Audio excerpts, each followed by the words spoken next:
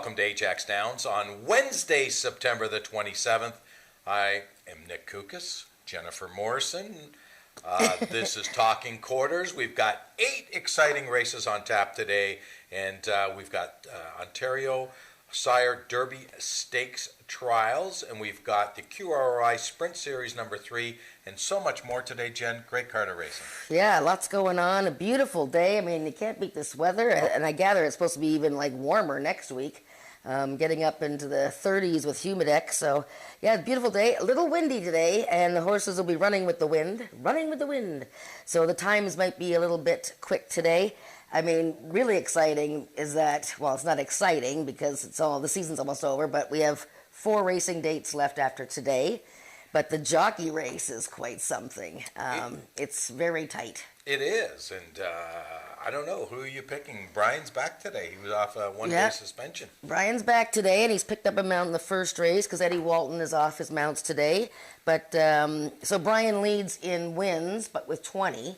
But with the QROOI points, which you get points for finishing first, second, third, fourth, whatever, in various races, J.B. Botello is leading by points with 197, Ramiro Castillo's second, and Brian's third. But they're all pretty close together there. So that's going to be a slam, bam, really good fight to the finish with those 3 guys. Okay, let's start off with race number 1. An allowance event. These are 3-year-olds and up, which have not won a race since May the 1st, 2023. Distance is 300 yards, and let's jump right in. I think we both like the 4-horse Chicks Dig My Money Bags. Yep, I think this is a nice, cozy spot for Chicks Dig My Money Bags. He's back in a week. Got beat just a tough neck last time. That was his 5th second place finish this year. And, I mean, he's just so wonderfully honest and tries hard. But, boy, that was a tough beat last week to Spy for the Senate, who's in one of the featured races later today. But this is a speed index. No, it's an allowance race, sorry. But really, really cozy spot for Chicks Dig My Money Bags. And I expect, I really expect him to win at low odds. And, of course, the 5-horse Eddie Walton, as you mentioned earlier, is off his mounts today. Brian Bell takes over the riding assignment on the 5-horse Fast Streaking Nick, who draws outside of this horse. You like this horse for second. Yeah, I do. Yeah, for sure. Uh-oh, what did I do? Oh, got it backwards. I think it should be 4-5, not 5-4. Yeah, and if I mess that up... No, you didn't mess it up. Oh, okay. There you go. Someone upstairs messed it up. 5-4, yeah, no, 4-5, yes, for sure. A fast streaking Nick. I think he's a good spot here for second. I saw a lot of early money on Mom's Extravagant Heart, though. Right. And I guess that wouldn't surprise me. I mean, he has 15 second place finishes. He was second in his most recent start. He's an honest horse that's, picks up checks here and there. So, between, the inside horse and the outside horse, I think they're both going to be chasing Chicks Dig My Money Bags. Okay, let's move on to race number 2, a speed index event, either 3-year-olds and up, with an average of 80 and under 350 yards, the distance in here. And I have to say right off the hop here, this is kind of a tough race. I know there's only 5 horses in here, but really it wouldn't shock me if anyone won this race. I landed on the 1, you landed on the 1, and I think the 1 is the horse to beat, but not a cinch. Definitely, I totally agree with everything you just said there. It's the first leg of the pick 4, and I don't have any problem with anybody, pressing the all button in this race. I think it's, I picked Joe Checkers, but, I'm definitely not, going out and emptying the bank account. He had a much better start from the gate last time. J.B. Botello had a turn on him. Look at my pick 4 ticket, by the way. Oh, there it is. I You pressed the all button. Okay, there you go. So, yeah. I mean, look at he got beat a neck to Red Wagon Dust, who's in, tremendous form right now. He is the most logical horse, but, I'm not totally sold on him.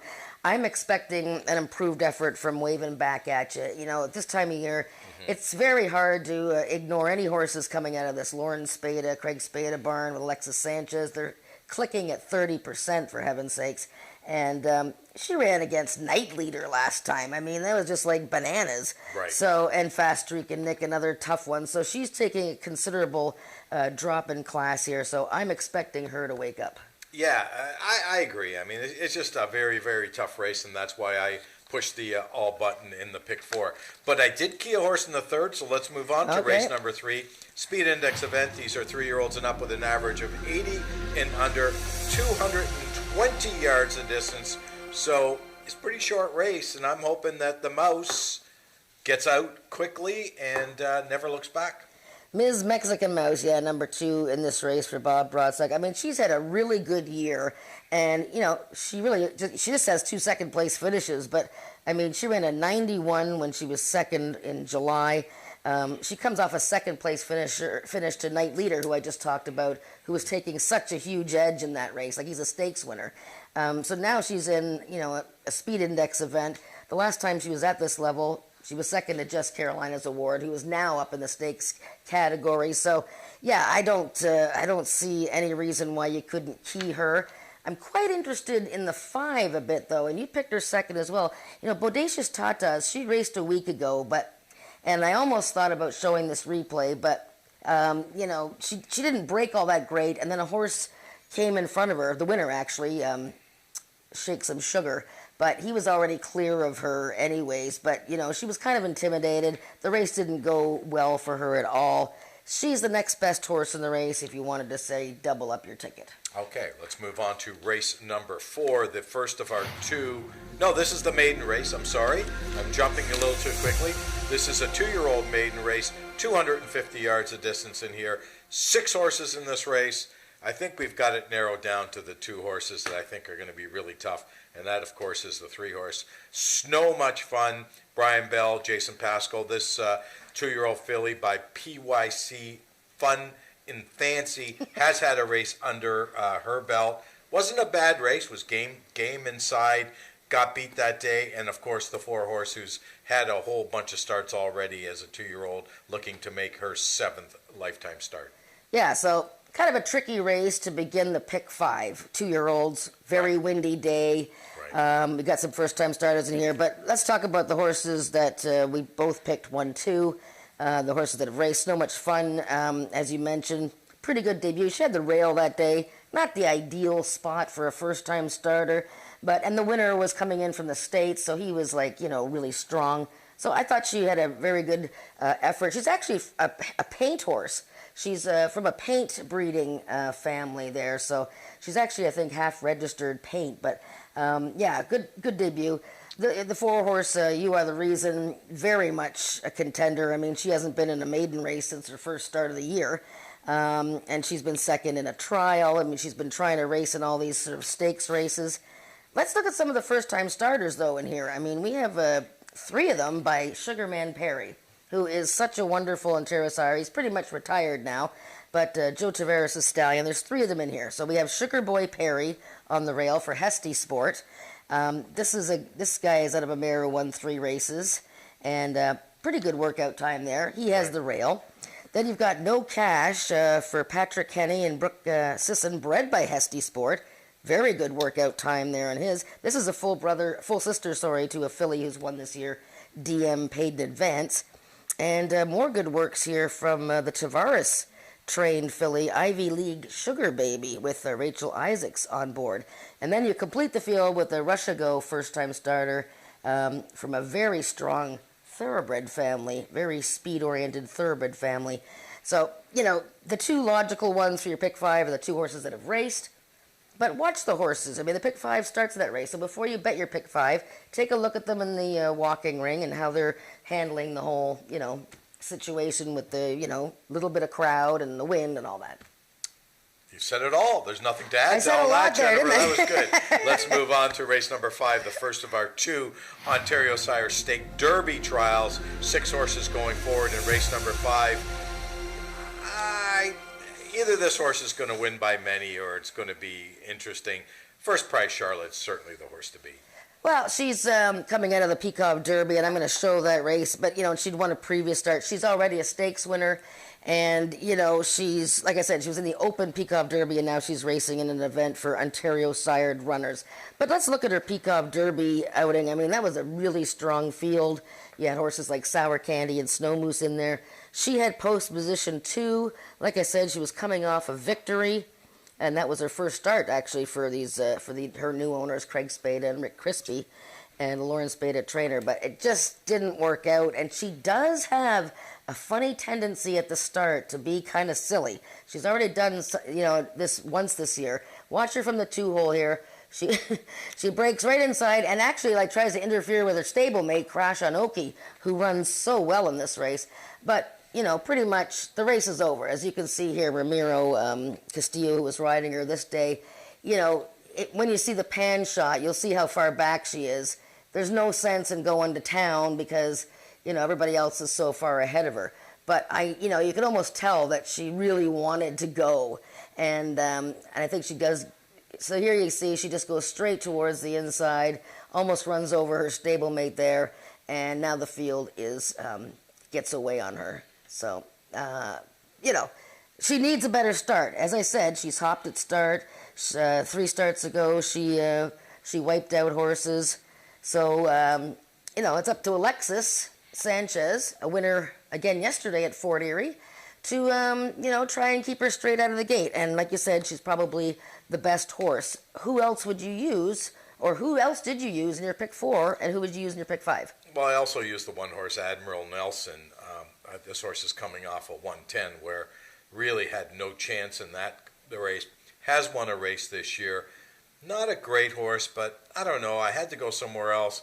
The 4 horse, A Shades of Coal, Brian Bell, who I love as a rider. I mean, he's just a very aggressive rider. Yeah. Is another horse that's won a race. There's my pick 4 ticket, which starts in the 5th race. So we have 2 pick 4s and a pick 5. So, yeah, I'm spending a few more dollars. For 20 cents, it's $10. I'm not gonna key first price Charlotte. I'm gonna use the Shades of Cold, like you said. He's also coming out of the Peacock Derby, taking a little bit of a class drop. And I'm stepping out a bit with Speedy Country Mouse for Peggy Byrne, Cassandra Jeske. I like the fact that she hasn't raced since August 16th. She's fresh. I think she's raring to go. She's a hard-trying filly. I mean, I think there's no question she's going to advance to the final, which is in a couple of weeks for $55,000. But I don't know. She's the sneaky one. You know what? And I like Peggy Byrne as a trainer. I like her as a person as well. And she's done a wonderful job with this horse. This horse has only had 8 lifetime starts with 2 wins and 3 thirds. So 5 out of 8 in the top 2, which is a very impressive record for a 3-year-old filly. Taking a step up in class, but why not? Take a shot here. I didn't pick the horse, but I can understand why you like the horse. But I have to tell you this. I think we need to thank you for showing that replay of this First Prize Charlotte. Because now that I've seen it again and again, and thanks to you, I really like this filly today. I don't think she was really... I think that she's going to run a much bigger race today than she did last time. She has to break, though. As I said, she has a habit. She's got the kid on her. Okay, but she has a habit of being silly. She's got the kid on her today. Yes. And by the way, this is Peggy Byrne's first stakes horse in a trial, so she's over the moon. And when there's a Peggy Byrne horse in the house running, there's about 15 people out there that are going to be screaming during the race. So I'm going to cheer for her too. I like Peggy. Yeah. All right, let's move on to race number 6, the second trial on today's card, which I don't think is as tough as the first trial. However, it's probably tougher to handicap than the first one. I landed on the 3 horse, A Dream to Build a Kiss Upon. You landed on the 6 horse, Tex Dynasty. I went 3-1. You went 6-5. We're on different pages in this race. Yeah, it's interesting. A Dream to Build a Kiss On got a well-deserved, overdue victory last time. Ismail Mascara riding. A nice little allowance victory and very game. Like, he was just not going to be passed in that race. So he's razor sharp. I noticed that Angel Carter had a little breeze, worked him at Fort Erie Racetrack on September 16th. So, yeah, he's one of my 3 horses that I've used in the pick 4. But I'm going to show you, and I said this last week, anybody who was listening, which is probably all of one person, because I know you don't. But anyways, but any horse right now who has run close to a horse by the name of Dark and Stormy, you got to pay attention to this horse, okay? So let's look at Tex Dynasty's last race, September 3rd here at Ajax, 300 yards with an allowance event open. And, he didn't have any real problems in this race, broke well. But I'm just going to show you how well he came on here to be second to who could be one of the top older horses. Oh, we had a little bit of skip in the replay there. Dark and Stormy could be any kind of horse. He's on the far outside. He wins the race. He's come back to win the distance series last week. He's a monster. But Tex Dynasty, who is in second from the inside there, in between horses, trust me when I tell you, it wasn't exactly comfortable in between there, and he ran second to Dark and Stormy. I think the extra distance here is going to be just wonderful for Tex Dynasty. I like the fact that he's going to have the outside post. And, yeah, that's my pick. But Isa Dash Wacky, if you just throw out his last race, you have to, because he lost his footing and he broke outward. It was just a big mess. If you throw that race out, he was second by a neck to Tex Dynasty. So I'm sort of focused on those two, but I can see what you mean with... a dream to build a kiss upon. Well, they got you picking the 5, but okay. I don't know where they got that from. Okay. No way I picked a 5. Not in my... Oh, okay. Well, the people on the website made a website mistake. I have to talk to the website people. Anyways, my selection in here is 3-1. 3-1, okay. 3-1. All right. 5-1. Maybe my 3s look like 5s when I send them in. I'm not too sure. Let's move on to race number 7, a speed index event. These are 3-year-olds and up with an average of 90 and under 110 yards the distance. Go Argos, by the way. You know, when I think of the Gridiron Gallop, how good are the Argos this year? They're tremendous. Oh, my They're God. Like fascinatingly Chad tremendous. Kelly kid, too. He's the nephew of Jim Kelly. I know. I'm a big Bills fan, so, you know, I lived and died with Jim Kelly in the 90s, so it's nice to see that his nephew is tearing it up in the CFL. I think he's the highest paid player. But anyways, this is not a football show, although the Bills are playing the Dolphins on Sunday, so Bills. Squish the fish. Squish the fish. Although someone in Vegas told me last year who's a big Dolphin fan, dolphins aren't fish. No, And I they're said, mammals. I know, but if they live in water, they're fish. Okay. To me, anyways. Let's talk about race number 7. This is the speed index race. I landed on the 2-horse. Hopefully my 2 came up on the website. 246. I think Icon 246. What did you go? You went 135? 154. Love it. Yeah, all right. I love it. We're completely off here. Oh, it's beautiful. This It's a race beautiful actually thing. gave me a headache. I mean, this is a very hard 110 race. yards. Yeah, and this is like not even for horses that haven't won at the distance or Right, haven't won 90 and twice. under number. This is like a speed index race. I know. Okay, what do you got? 246. I got 156. Well, at least we have the 6 together. Okay, yeah, no, I did have the 6 there. Yes. Yeah, no. Look at Bodie. Really? You didn't pick him in the top 3? No.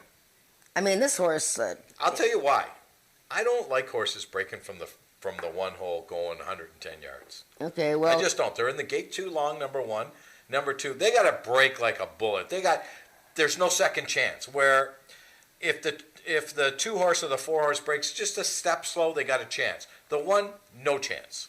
Well, I would definitely use this horse in your pick 4s and pick 5s. I mean, he ran 110 yards from the rail last October and got beat ahead. He's coming off of 2 wins in his last 3 starts. And forget about the race 2 starts ago because he hopped up at the start. This horse is just seriously rapid, fast. Helen Vanek, Hurricane Helen. It's windy, so Hurricane Helen should like it. I like that horse. I know you picked, I think, Icon a lot. She's back in a week, overmatched last time, and did win going 110 before there. So, you know, she's a very hard-trying mare. But I'd sort of like her stablemate here, Juno I'm Zooming, which... You often pick her, but you sort of decided not to this time. No, because I went with even numbers today. In the I 110, see, I okay. went with even numbers. By the way, Helen Vanek likes the wind behind her back. I just learned that. You just said that. Well, no, but she's Hurricane. It's windy. It's windy? Hurricane. So the wind behind her back as opposed to, okay. Yeah. I didn't know that. I don't know. I just made that up. Oh, okay. I figured you did. We can ask Helen if she likes the wind behind her back. Well, ask her How after did she she get wins the name it. Hurricane anyways? I don't know. What do you mean you don't know? I don't know. Because she rides really fast like a hurricane. Okay. You sure? I don't know. I don't know. We'll ask her. But no, I think Icon is a horse that has won going the distance, has been very successful going the distance. This 8-year-old mare, 5 for 7 going the distance, made $21,000, and she won 2 starts back going the distance. So why not? I mean, did she beat the greatest field in the world? No, but it's a 110. So I mean, you don't have to be that great. Snow Magically Cool is another horse that's only tried the distance once. Finished second that day going 110. J.B. Botello retains the mount on this horse out of Jason Pasco. And of course, the 6-horse Miss Orient Express. Why not? Has one going 110. Looks to be a 110 specialist. This is her fourth consecutive start going 110. Yeah, no, I know. She likes running the distance, and she won last time. I should note, I sort of overlooked this. When Joe Tavares runs a horse back in a week or less, 31% winners. 31% winners. Good win So percentage. that's telling you that Joe says she's feeling good. And look, I think Icon, every time she comes over here, she looks like a bear. So, yeah, I mean, you can't leave her out. That's a tricky race, the 110. Gonna have to use a few in there. And for those of you that are new to quarter horse racing, Joe Tavares is an icon. He is a Hall of Fame trainer. He's just not anybody. So when Jen says that, Joe knows what he's doing. He's been around a long time. And he's got a great team back there. Great team. Well, Andrew's okay. I like Andrew. I'm just kidding. Andrew, I love you. Let's move on to race number 8, the feature race on today's card of racing, the QROI Overnight Sprint Series. 250 yards of distance in here. I sort of looked at this race a little bit out of the box, and I landed on the 5-horse Jezebella, but I know that you probably landed on Spy for the Senate. Yeah, and this is another, like one of the earlier races we're talking about. I look at all these scratch marks I have here. I picked several different horses before I landed on Spy for the Senate, who just won a week ago. Yes. And that was his 14th career win. He's in really sharp form. J.B. Botello's getting along well with him. Yeah, I mean, and he's shortening up, ever so little. So he's really strong. I actually sort of thought that maybe one of these Pasco horses would scratch, but they're all going to race. Carneros, of course, a sprint champion year after year. He won the first leg of this series at 220.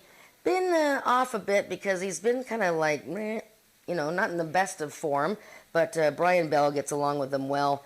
Maryland Magic just ran last week, was, very close to Spy for the Senate. And Valiant Chicken Snow, I mean, this poor 3-year-old filly, I mean, she's had nothing but terrible luck in her last few starts. I mean, my goodness, she had a nasty trip in the Princess Derby. She had a terrible start in the Peacock Derby. I mean, she needs some good luck. I see Ricardo Moreno's in from Alberta to ride. But, yeah, I mean, the Pasco horses are strong there. And the 2 Bogar horses are strong. So that means I just picked every horse in the race. Well, you know what? I mean, I can guarantee you one thing about this race. It's going to come down to this.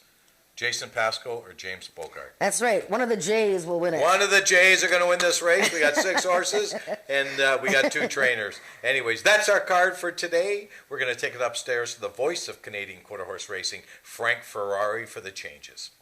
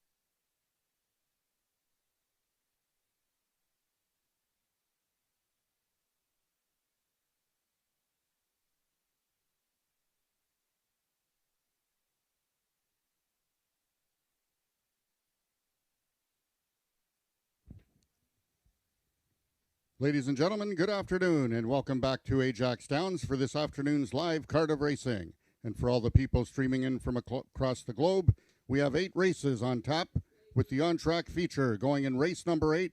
It's the QROOI Overnight Sprint Series number 3. And approximate post time for the 8th race is at 4:04 p.m. If you can all turn to your programs to race number 1, I will take you through the program with all of the changes and or corrections. In race 1, we have an overweight, couple overweights, but actually before I announce the overweights, we have a jockey change on the number 5 horse, Fast Streak and Nick. The new rider is Brian Bell. Brian Bell rides number 5, Fast Streak and Nick. Corrected weight will carry 3 pounds over. Number 2, Hanover Hill Teresa, carries 1 pound over. Horses racing with the flipping halter on, the number 1 horse, Mom's Extravagant Heart. Once again, we have rolling daily doubles and rolling pick threes through our entire card of racing. Turn to your programs to race number 2. We have the following overweights. Number 1, Joe Checkers, 5 pounds over. Number 4, Pretty Cold, 4 pounds over. Number 5, Wild Kate's Dynasty, 7 pounds over. Horses racing with the flipping halter on. Number 1, Joe Checkers. Number 2, Caraway's Jet Moon. Number 4, Pretty Cold. And number 5, Wild Kate's Dynasty. Race 2 is race A of this afternoon's early pick 4. In the third race, just the 1 overweight, number 4, Pagrana's Boy, 3 pounds over. In the fourth race, we have a program error on the number 1 horse, Sugar Boy Perry. Is listed as a colt. That is incorrect. Sugar Boy Perry is a gelding.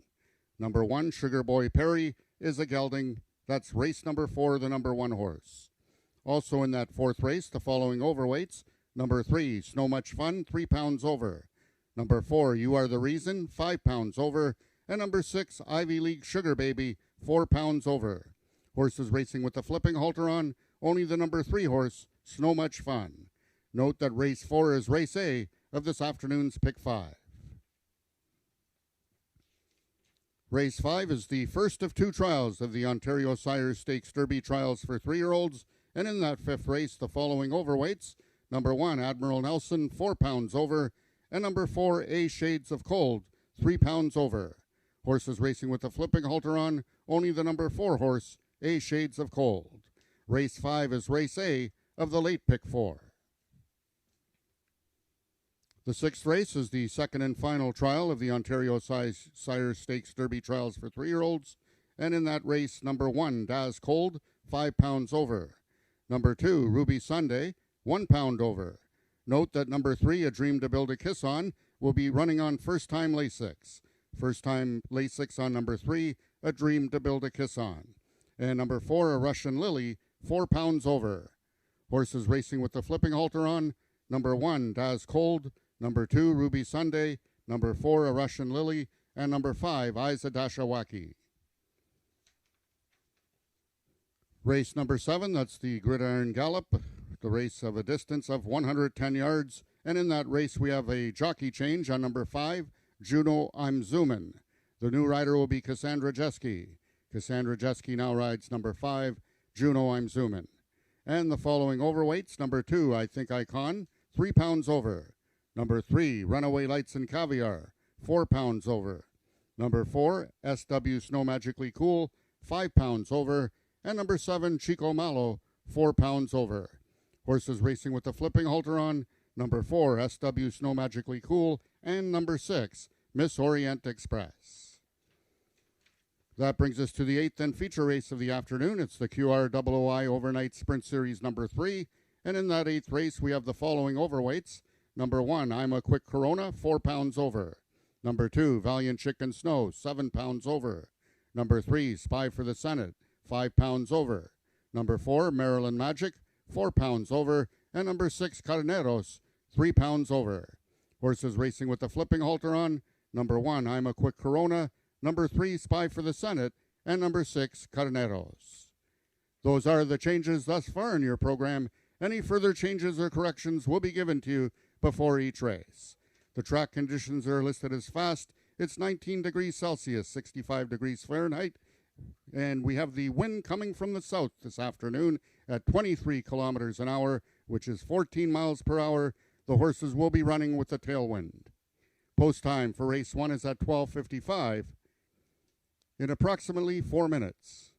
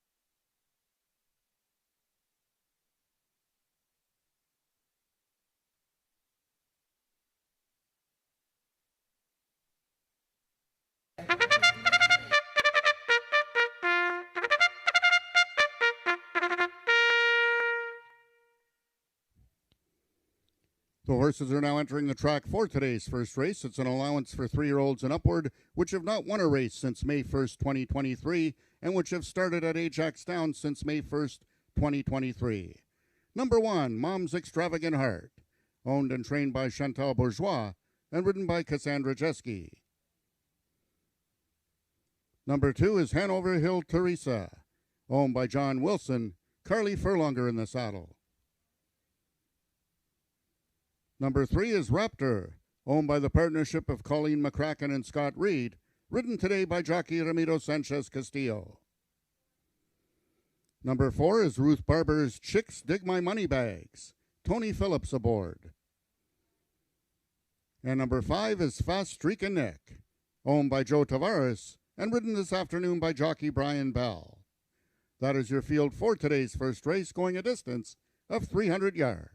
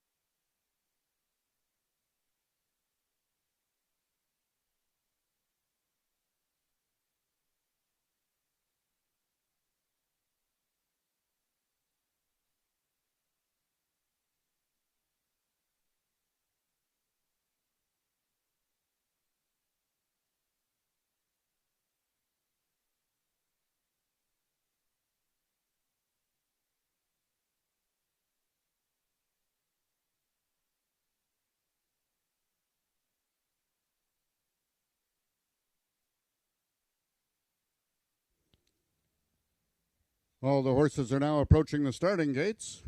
They'll be loading shortly.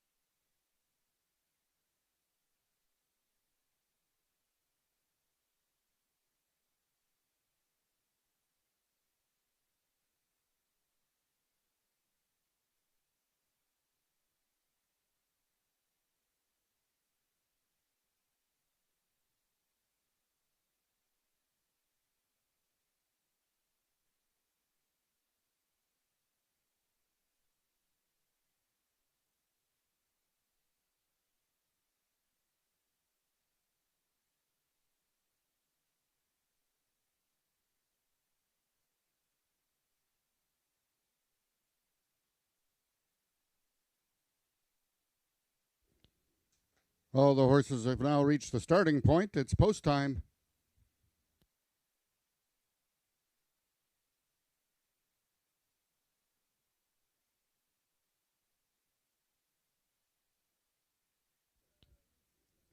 The horses are now entering the starting gates. First one in, number 1 is Mom's Extravagant Heart. Number 2, Hanover Hill Teresa is in, one of 2 in this field for trainer Scott Reed. Stablemate number 3, Raptor is in. Jockey Ramiro Sanchez Castillo aboard, trailing leading rider Brian Bell by only 1. And the last one in is Fast Streak and Nick. They're acting up in the gate, number 1, Mom's Extravagant Heart. They're at the post. And they're off. Chicks Dig My Money Bags and Fast Streak and Nick from the extreme outside. Towards the inside are Mom's Extravagant Heart and Hanover Hill Teresa. And Raptor can see them all. On the extreme outside, that's Chicks Dig My Money Bags. Coming down to the payoff with Hanover Hill Teresa. Chicks Dig My Money Bags wins it. Hanover Hill Teresa was second, and Mom's Extravagant Heart will complete the triactor. Race 1 numbers unofficial, 4-2-1.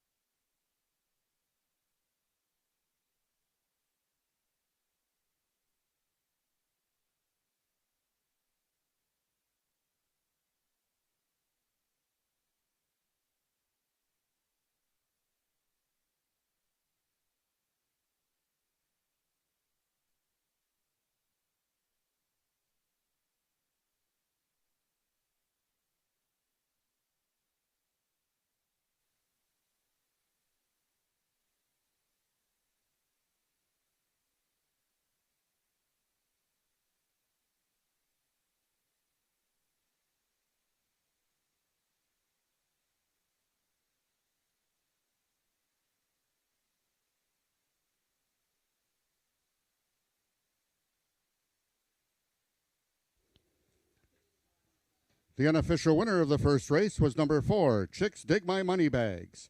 Second was number 2, Hanover Hill Teresa. Third, number 1, Mom's Extravagant Heart. And fourth, number 5, Fast Streak and Nick.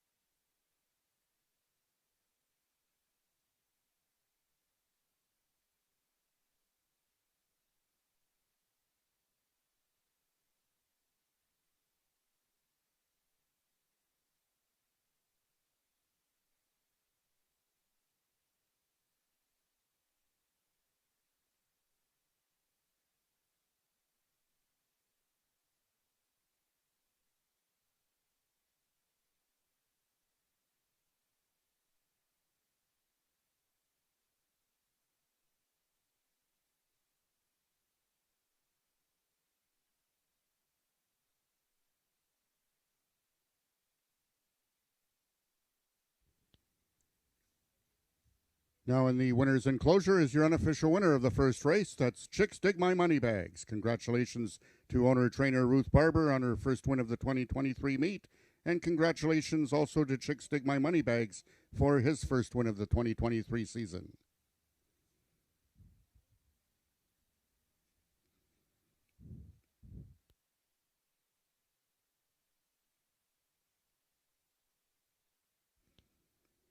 The results of the first race are now official. The winner is number 4, Chicks Dig My Money Bags, 7-year-old Grey Gelding by Chicks Regard out of A Night by Bremerton. Foaled in Texas by KZ Albert Lip. Chicks Dig My Money Bags is owned and trained by Ruth Barber and ridden to victory by jockey Tony Phillips. Chicks Dig My Money Bags winning the distance with a time of 15.631 seconds, carrying a speed index of 88. Rechecking from top to bottom, order of finish in your program should read 32514. Those are your total results of the first race. In this upcoming second race, we have the following overweights. Number 1, Joe Checkers, 5 pounds over. Number 4, Pretty Cold, 4 pounds over. And number 5, Wildcates Dynasty, 7 pounds over. Race 2 is race A of the early pick 4.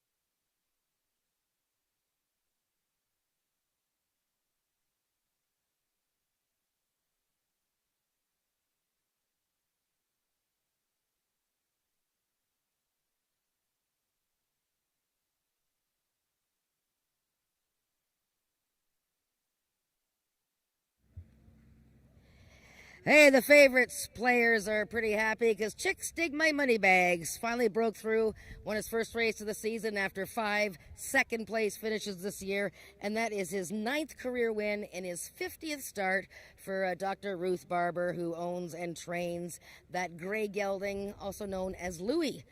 Tony Phillips, you rode the first winner today. Congratulations, and you and Chicks Dig My Money Bags, so close all year. This seemed to be the spot, though, didn't it?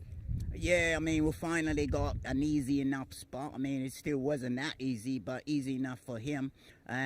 We've been just running tough against stake horses and all these allowance and the Jason Pascos and everything like that. We can never get a break, but finally this race came up, and Bob's your uncle. And it's nice, though, because even when you're second, third, not just the horse or the trainer, but yourself, I mean, there is a little bit of money to be had even if you don't win. Oh, yeah, I mean, he's still running in some really nice races, but as I said, there's always some monster in there that he runs second or third to, you know what I mean? But, I mean, he still digs hard, and he's a trier, always. And so are you, TP. You're a trier and a very popular jockey here, so congratulations on getting the day started with a win. Well, click, click, click, lickety split. I'll spit it to you real quick. Finally, it's the money bags. It's Chicks. Very nice. Oh, that was a good one. That was a good wrap from TP Phillips winning on Chicks Dig My Money Bags for Ruth Barber, race 1. And race 2 is in 18 minutes.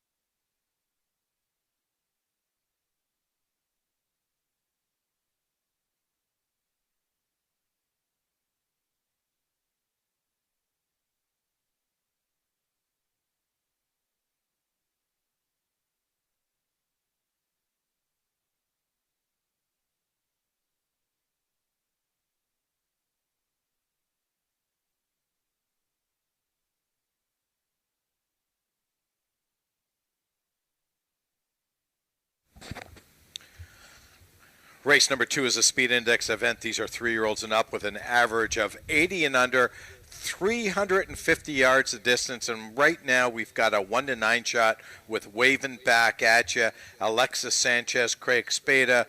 Jen, I like this horse, but certainly not at this price. Yeah, somebody's plunked some money on this gray mare.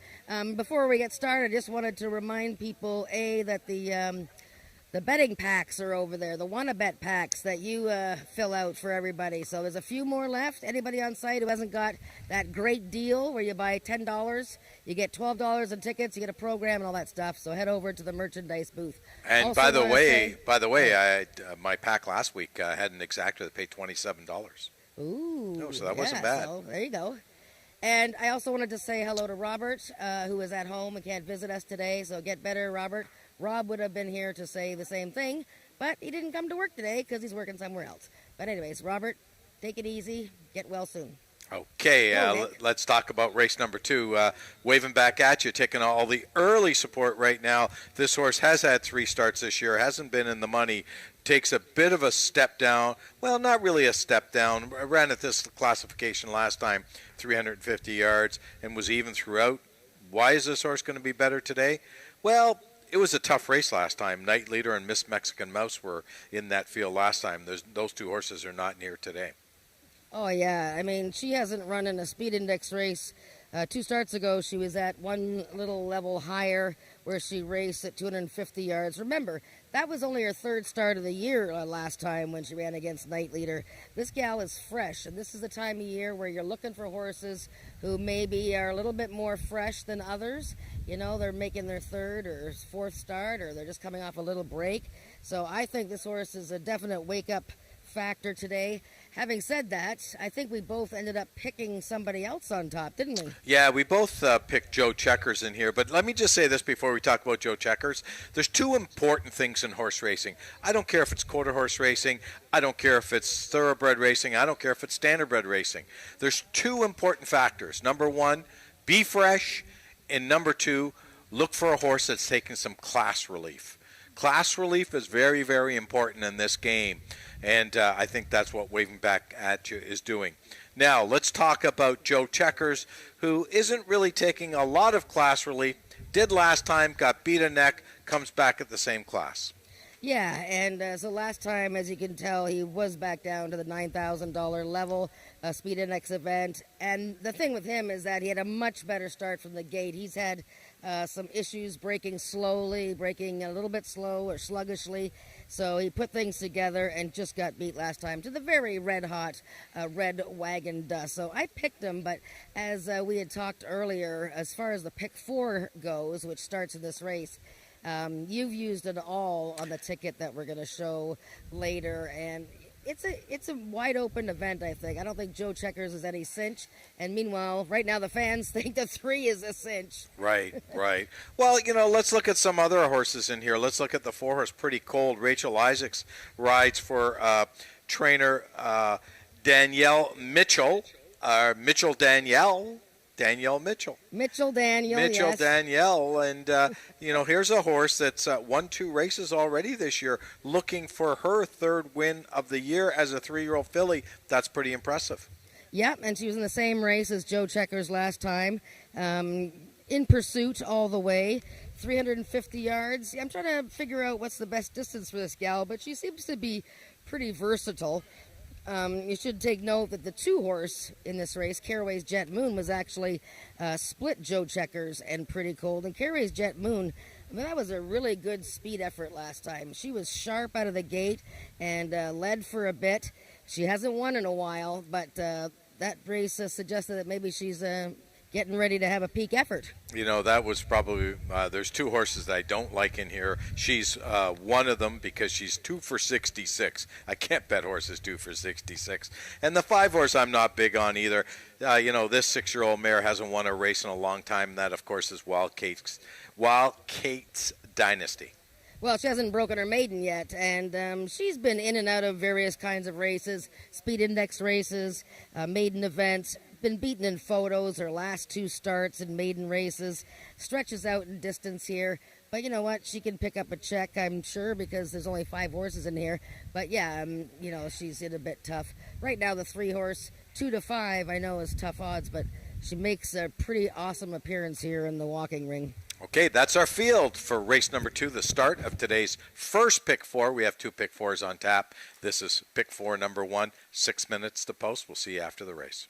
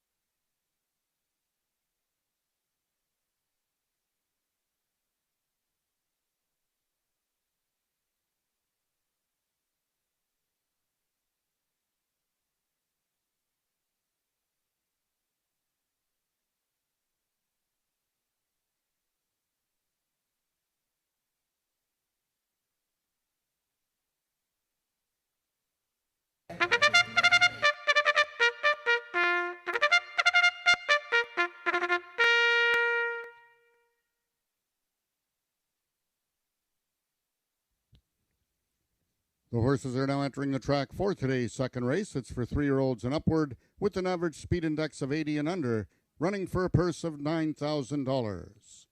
Number 1, Joe Checkers, owned by Jennifer Zarowski and ridden by J.B. Botello. Number 2 is Caraway's Jet Moon, owned by the partnership of Wayne and Carol Proctor and ridden by Tony Phillips. Number 3 is Wavin' Back At Ya, owned by Craig Spada, Alexis Sanchez aboard. Number 4 is Pretty Cold, owned by Tim Wetlaufer, Rachel Isaacs in the saddle. And number 5 is Wild Kate's Dynasty, owned by Malena Fitchin, Ricardo Moreno in the irons. That is your field for the second race, going a distance of 350 yards. Race 2 is Race A of the early pick 4.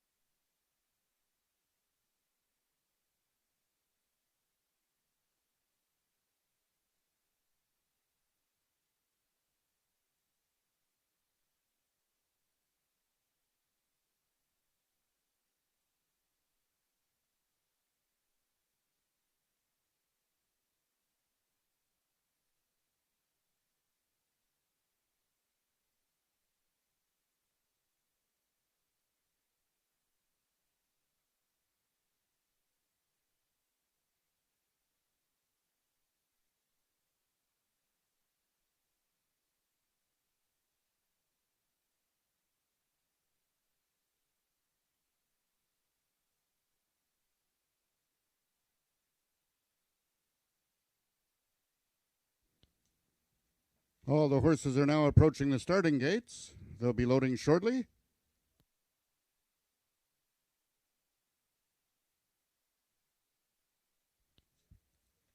Just a reminder to anyone that purchased the quarter horse program, if any of our jockeys this afternoon win multiple races, such as 2 winners on the card, you will then be entitled to a free Frosty, which is given out at the Wendy's on 274 Kingston Road. And eligible for this upcoming race will be the winner of race number 1, that's jockey Tony Phillips, aboard number 2, Caraway's Jet Moon.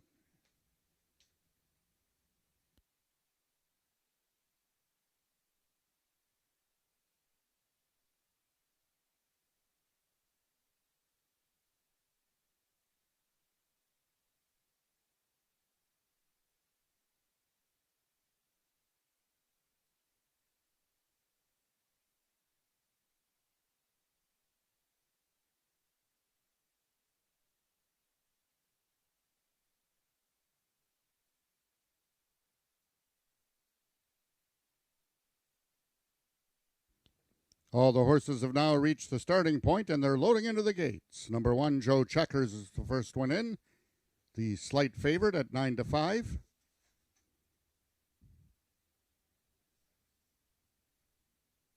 Number 2, Caraway's Jet Moon. Number 3, Wavin' Back At Ya, one of 2 grays in this field. Number 4 is Pretty Cold, and the last one to load will be number 5, Wild Kate's Dynasty, one of two in the field for Jason Pasco. They're at the post. And they're off. Coming out sideways was Joe Checkers, but it has the lead by 3/4 of a length. Second in the center is waving back at you. Right at his flank is Pretty Cold, and from the extreme outside, Wild Kate's Dynasty, Joe Checkers, the one to call her at the finish line. Joe Checkers is going to hold on to win it. We've got a 3-horse photo for place. Waving back at you, Pretty Cold and Wild Kate's Dynasty.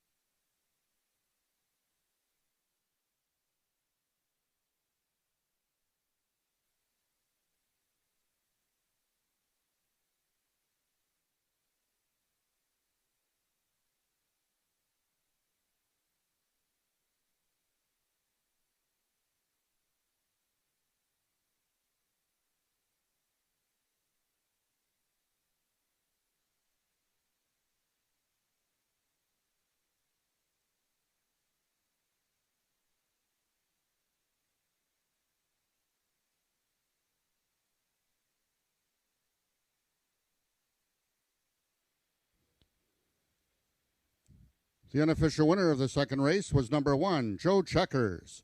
We had a place photo, and in the place photograph, it was number 5, Wild Kate's Dynasty, finishing second. Third was number 3, Waving Back at You, and fourth, number 4, Pretty Cold.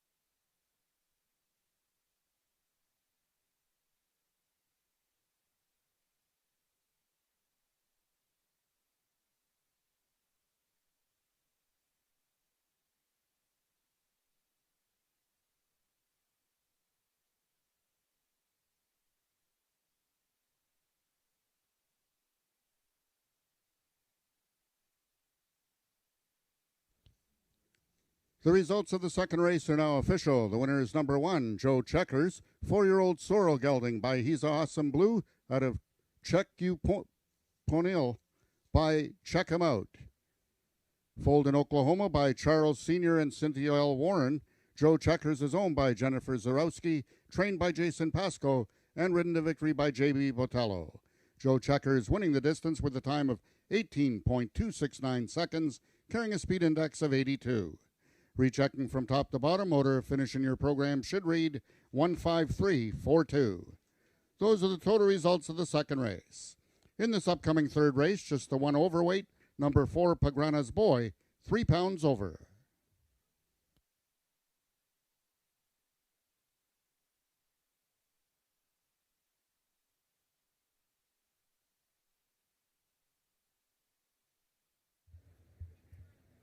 Well, Joe Checkers was very game there to win the second race for owner Jennifer Zarowski. Congratulations to Jennifer.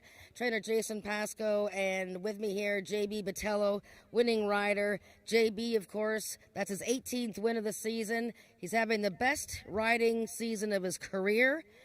Which isn't very long, but it's still, I mean, he's having a great year.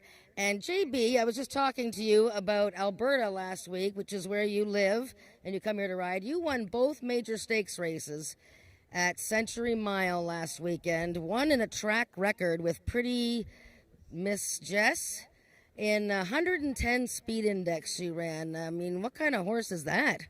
Oh, it's nice horse, fast horse. It's, I don't know, it's the most 2 years old. I ride it. It's impressive.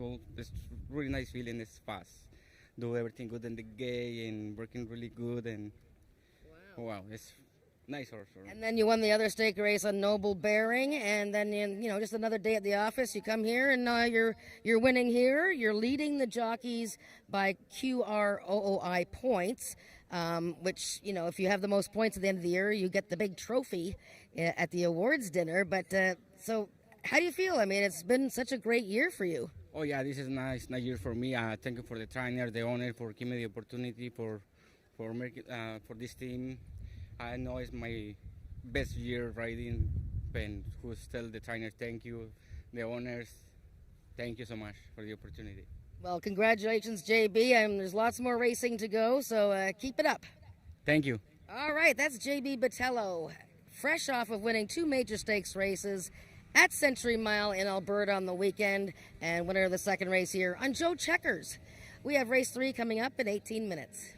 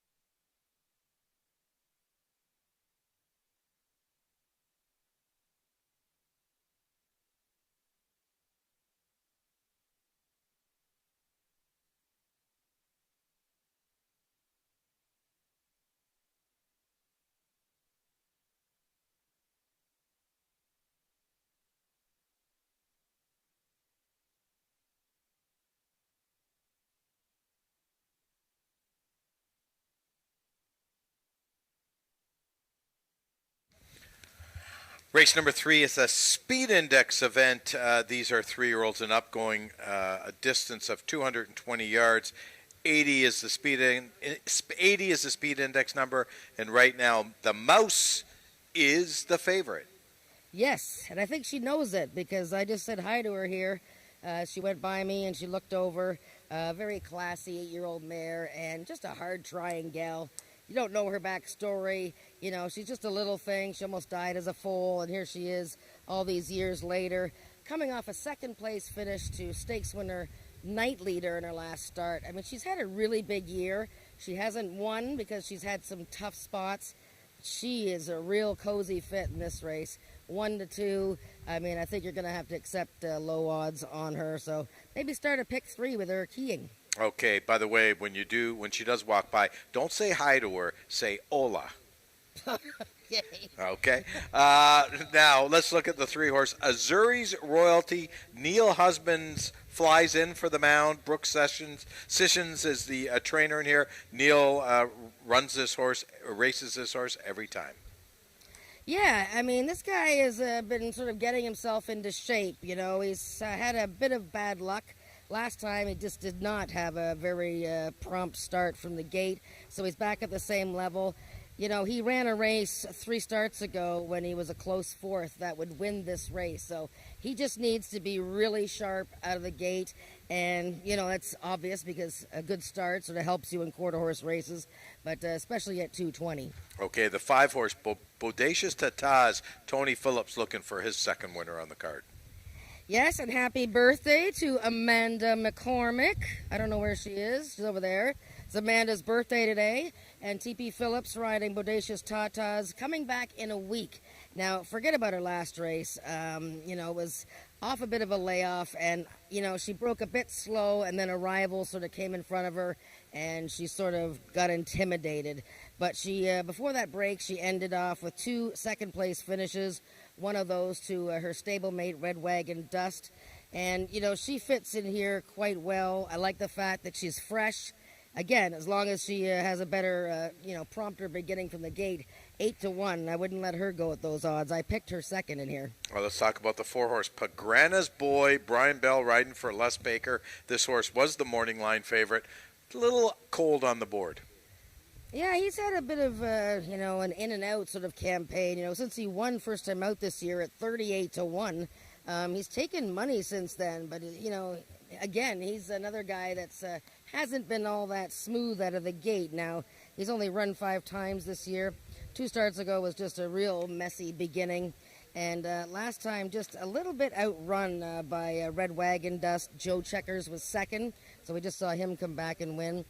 Needs a sharp start, just like I've said. You know, I sound like a broken record here, but another guy who just has, you know, a bit of a habit of not breaking well.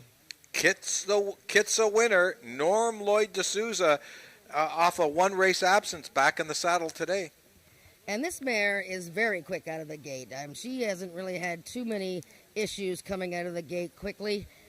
She has been in very tough situations her last 2 starts, so don't even worry about her last 2. Oh, she's looking over at me right now. She's looking well for trainer Paul Garrison. And 3 starts ago, 3rd to Red Wagon Dust, and you'll see his name in the PPs of other horses here. So definitely a price play for the Triactor.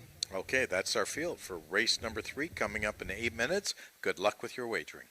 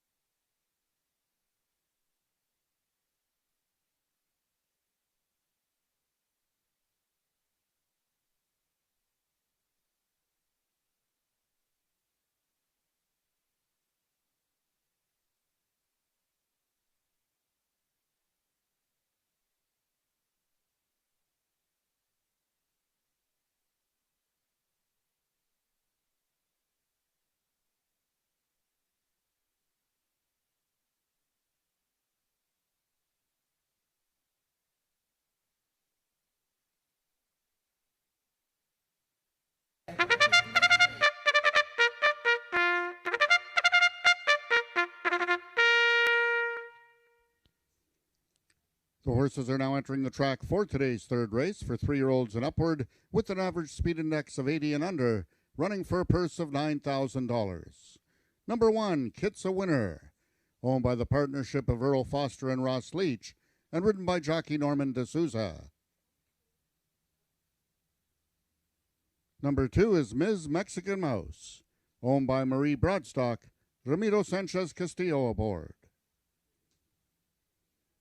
Number 3 is Megan Finnessey's Azur's Royalty, the jockey Neil Husbands. Number 4 is Pagrana's Boy, owned by the partnership of Earl Foster and Les Baker, ridden today by jockey Brian Bell. And number 5 is Bodacious Tatas, owned by Amanda McCormick and ridden by Tony Phillips. That is your field for the third race, going a distance of 220 yards.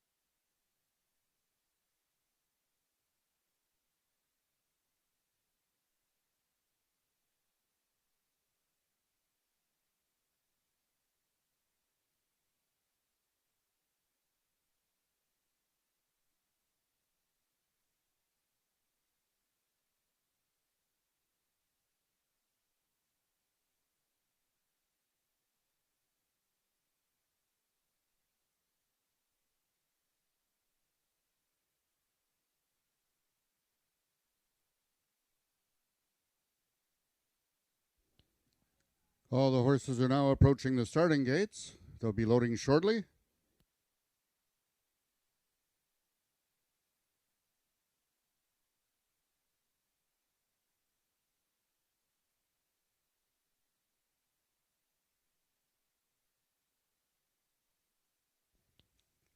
The horses are now entering the starting gates. Number 1, Kit's a Winner is in. Number 2, Ms. Mexican Mouse, currently the 4-5 favorite.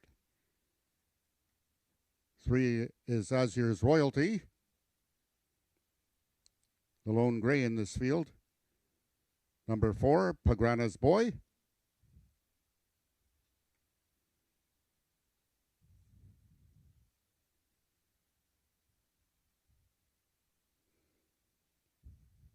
And the last one to load from the outside stall will be number 5, Bodacious Tatas. Jockey Tony Phillips looking for his second winner of the afternoon.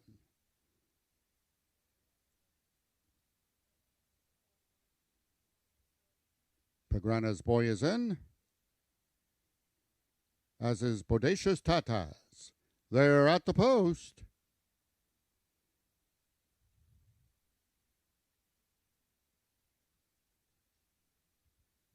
Acting up in the gate, number 3, Azur's Royalty.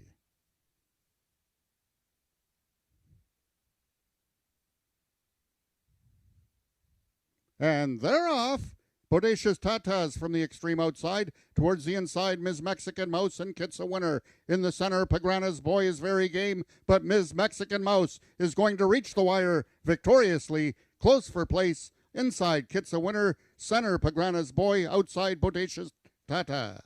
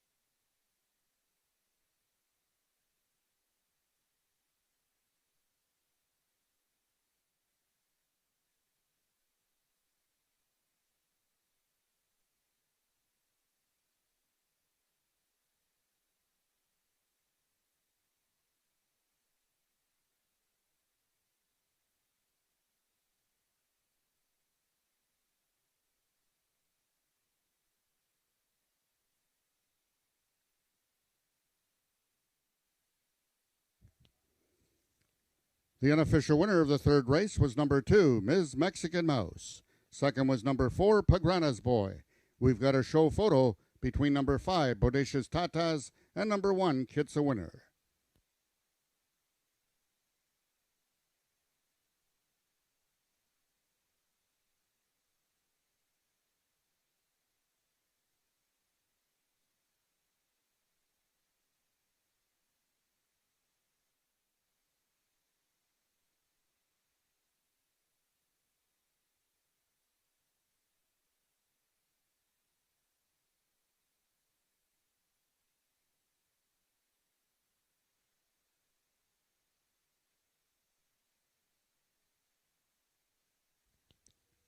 In the show photograph, it was number 5, Bodacious Tatas, getting third, with number 1, Kit's a Winner, finishing fourth.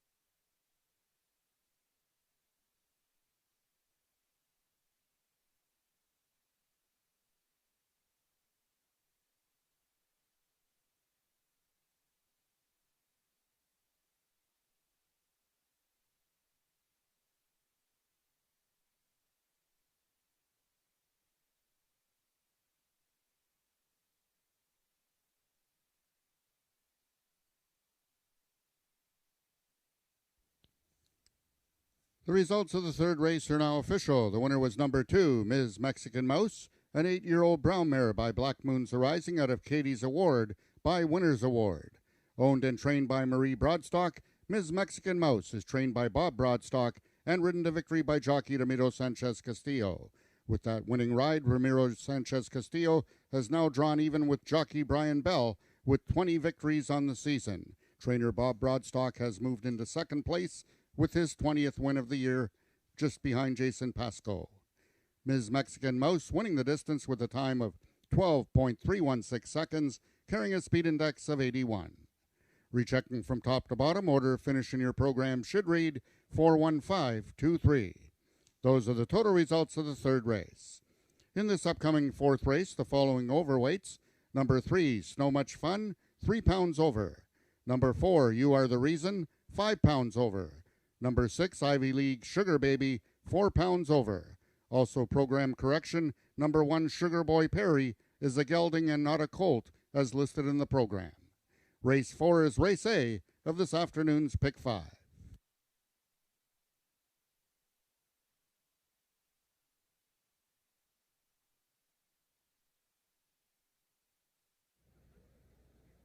Ms. Mexican Mouse, well bet, big favorite, and she broke through for her first win of the season. And what a wonderful little bay mare there for Marie Broadstock, Bob Broadstock. They bred her from a little foal, and she almost died, and now she's won 5 races. And gosh, only almost $80,000 in earnings. Ramiro Castillo, you always ride Miss Mexican Mouse pretty much every time. She's run some great races this year, but against really tough horses. Today, you must have thought today was the day she'd win. Finally, right? You know, she's very honestly horse this year. So far, is amazing for her. No have excuse for nothing. She ran a 91 speed index there a few races ago. I mean, that's incredible. I mean, she's 8 years old, and she's just a little thing, but she loves the action, doesn't she? She loves training. She loves the track. When coming here for training, she's amazing. Enjoy everything. Back in, seeing a baby, you know. Well, she's got to be one of your favorite horses, I'm sure. You've been riding her for quite a few years now. Yeah. This really, have a big, long story, but this is my favorite. Very good. Well, congratulations, Ramiro. Keep up the good work because you're in the tight jockey race. Everybody's fighting you, JB and Brian. Okay. He doesn't want to jinx himself. All right, off you go, Ramiro. Good luck in the next races. And we have race 4 coming up in 19 minutes.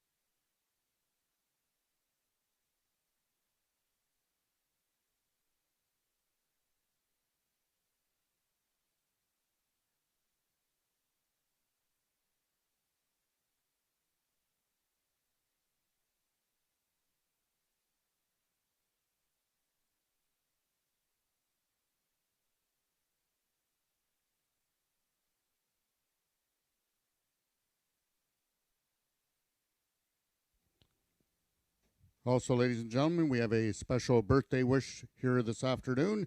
Owner trainer Amanda McCormick celebrating her birthday, and on behalf of the Ajax Downs staff and the QROOI, we wish you a very happy birthday.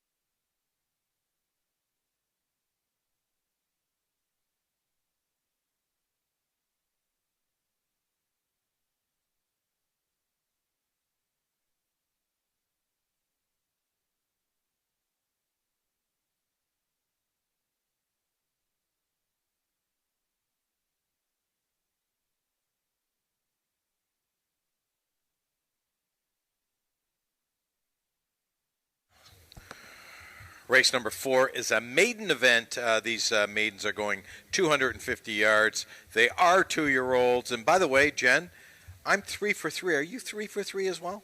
I don't think so. You don't? But you don't have to rub it in. Oh, okay. Well, you know what? Sometimes when you're hot, you just got to say you're hot. But anyways, let's talk. Let's see if I can go 4 for 4. I got the 3-horse. Snow Much Fun in here. Brian Bell, 5-2. Nice price. Second lifetime start. What do you think? Wow, this is a nice little group of 2-year-olds here, and stars of the future, perhaps. And very nice group. And yeah, number 3 right now, the second favorite.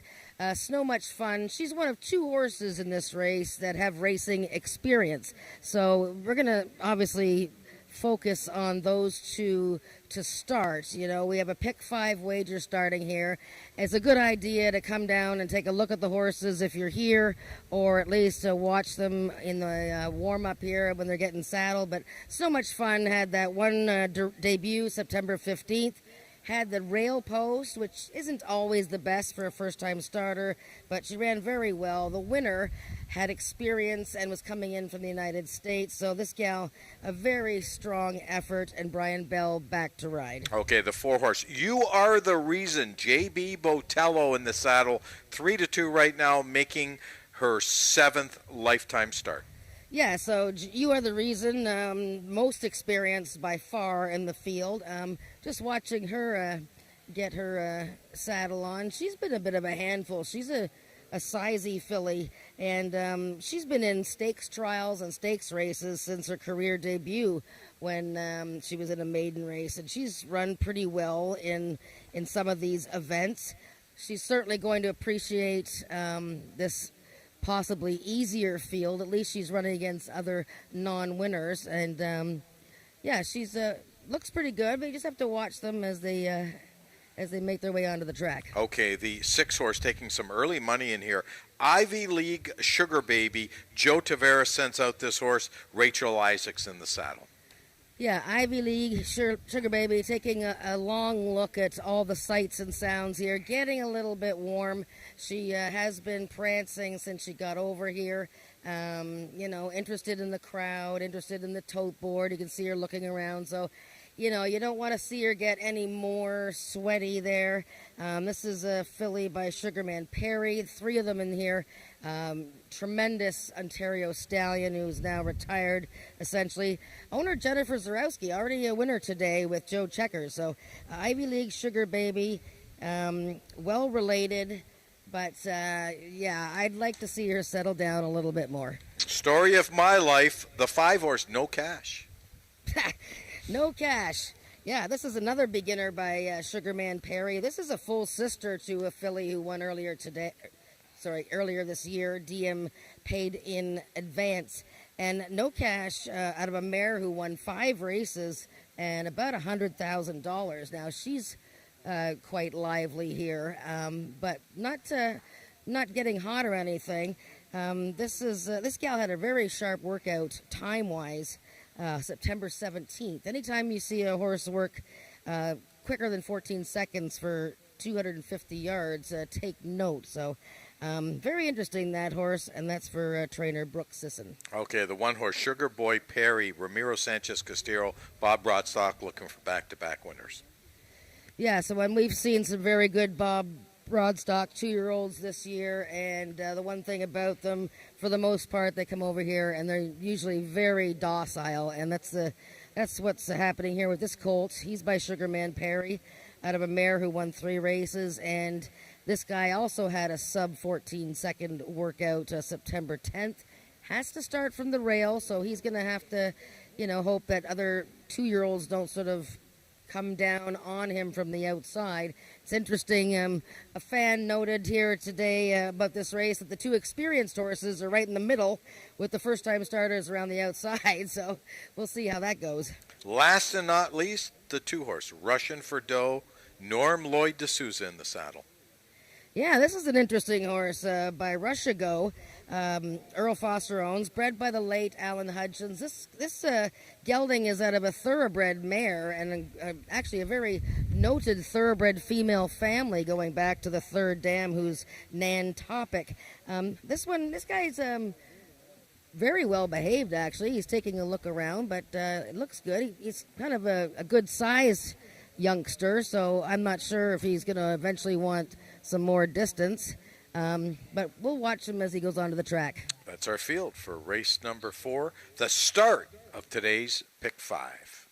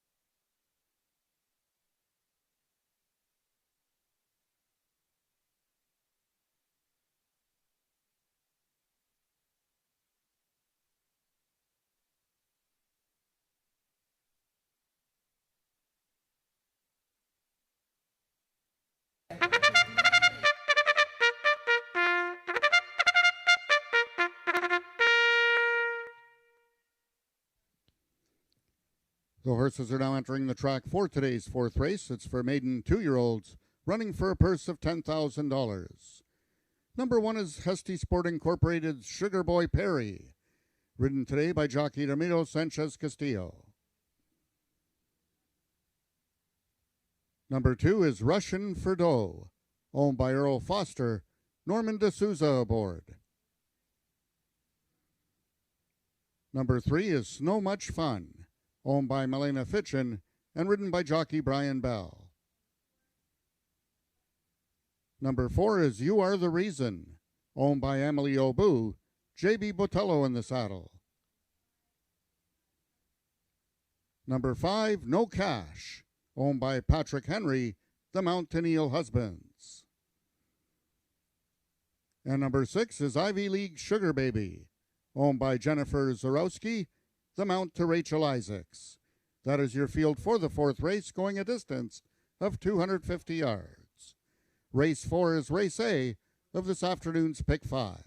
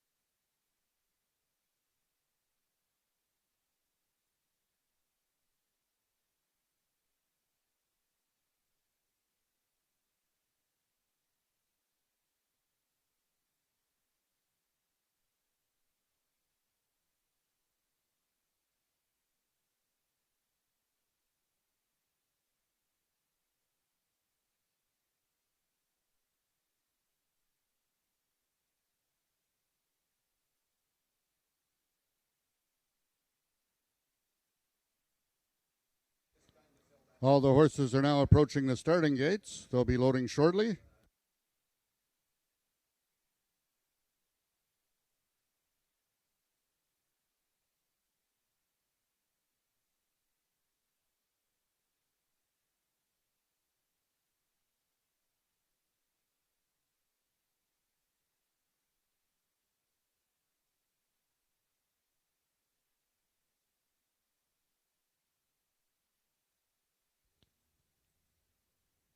All the horses have now reached the starting gates. It's post time.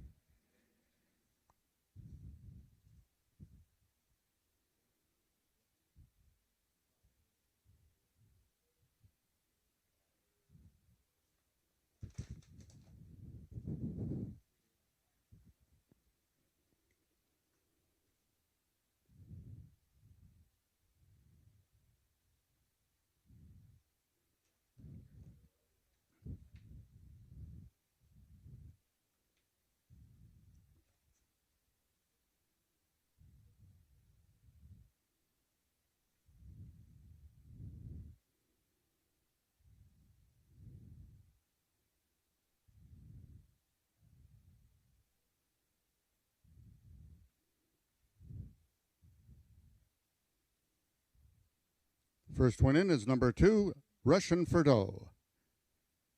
Number 6, Ivy League Sugar Baby is in, both making their lifetime debuts. Number 1, Sugar Boy Perry goes in, also making his lifetime debut. Number 3, Snow Much Fun. Stablemate You Are the Reason is in, and the last one to load will be first-time starter number 5, No Cash. In this fourth race for maiden 2-year-olds. They're at the post.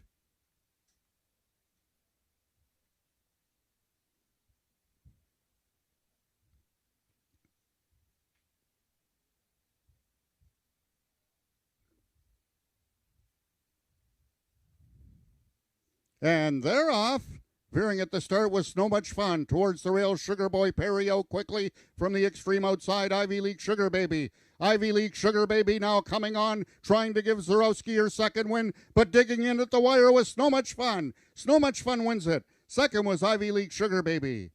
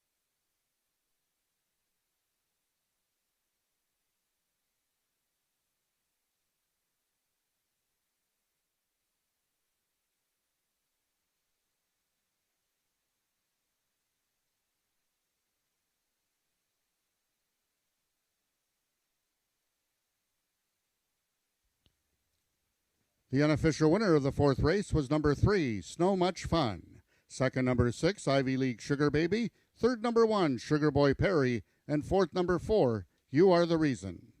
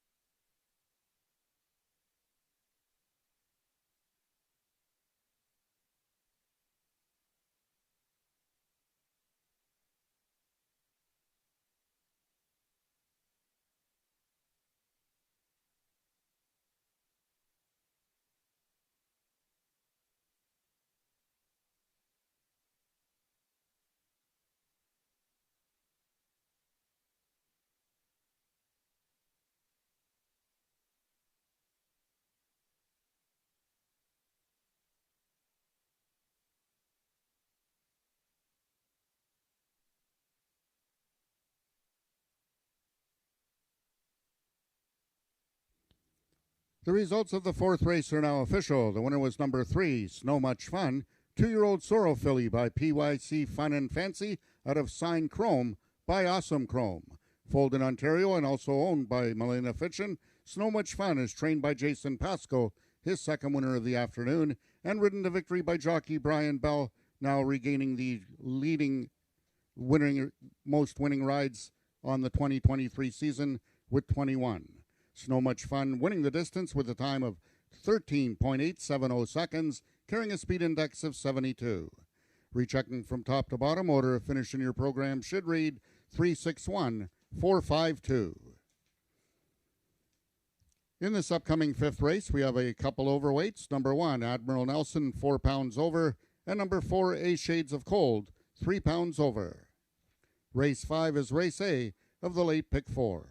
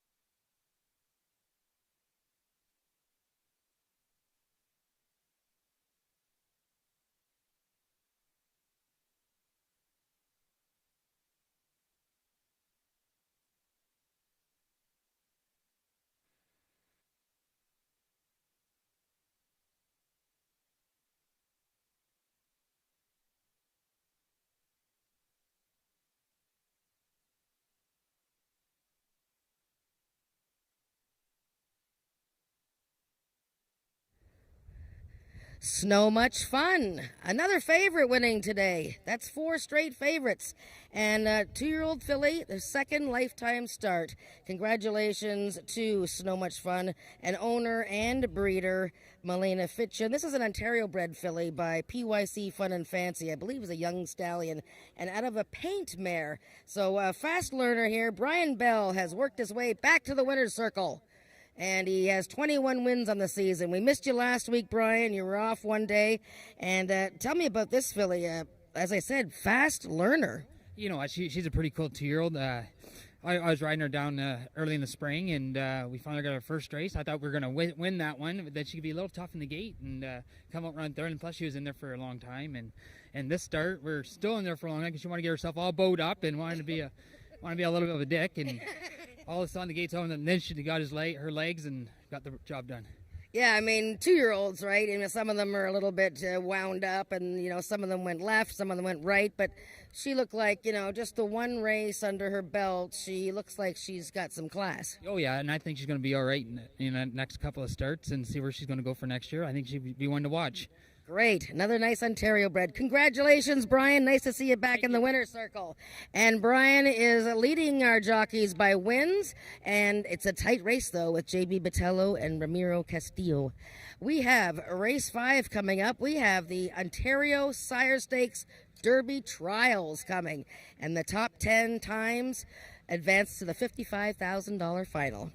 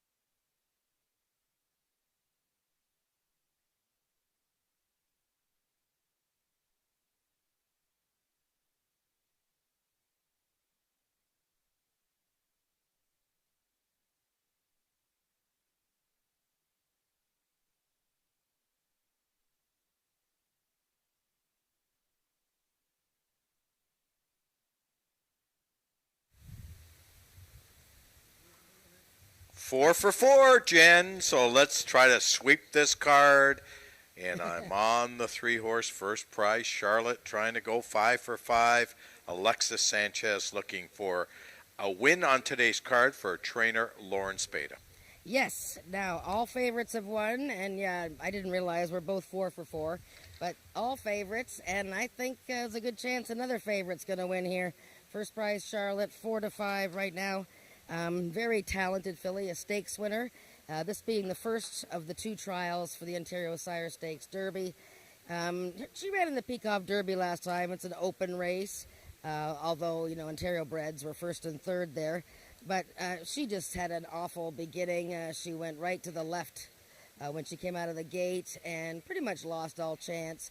So she's going to need to be on better behavior coming out of the gate. And when she is a very talented horse. I mean, look at 2 starts ago when she won, a 102 speed index. So even if she doesn't run back to that, she runs in the high 90s. So very strong contender here for the first trial. You can see Lauren Spada trying to keep her calm. She's getting a little wound up, but she's all right. Okay, let's talk about a horse you like in here, the 5-horse, Speedy Country Mouse. You're looking for the second mouse to win today. Yes, this is a mouse-themed day. Speedy Country Mouse. Now, this is her first time ever trying sort of a stakes-type race. And this gal, I mean, she just tries hard every time. I like the fact that she has not raced since the middle of August, so she's probably going to be nice and fresh and sharp. I'm just taking a look at her here. She's looking around, very calm, and she's holding all her energy for the race. So, yeah, it's a bit of a step up for her, but I think she's going to put in a good bid. Let's talk about a horse I like a little bit in here, and that's the 1-horse, Admiral Nelson. D.I. Benitez in the saddle today. This horse has won 1 race this year, is eligible for non-2 life, but I kind of like this horse in here. It's going to show some speed. Yeah, so he's been sort of looking for a spot since he won his maiden.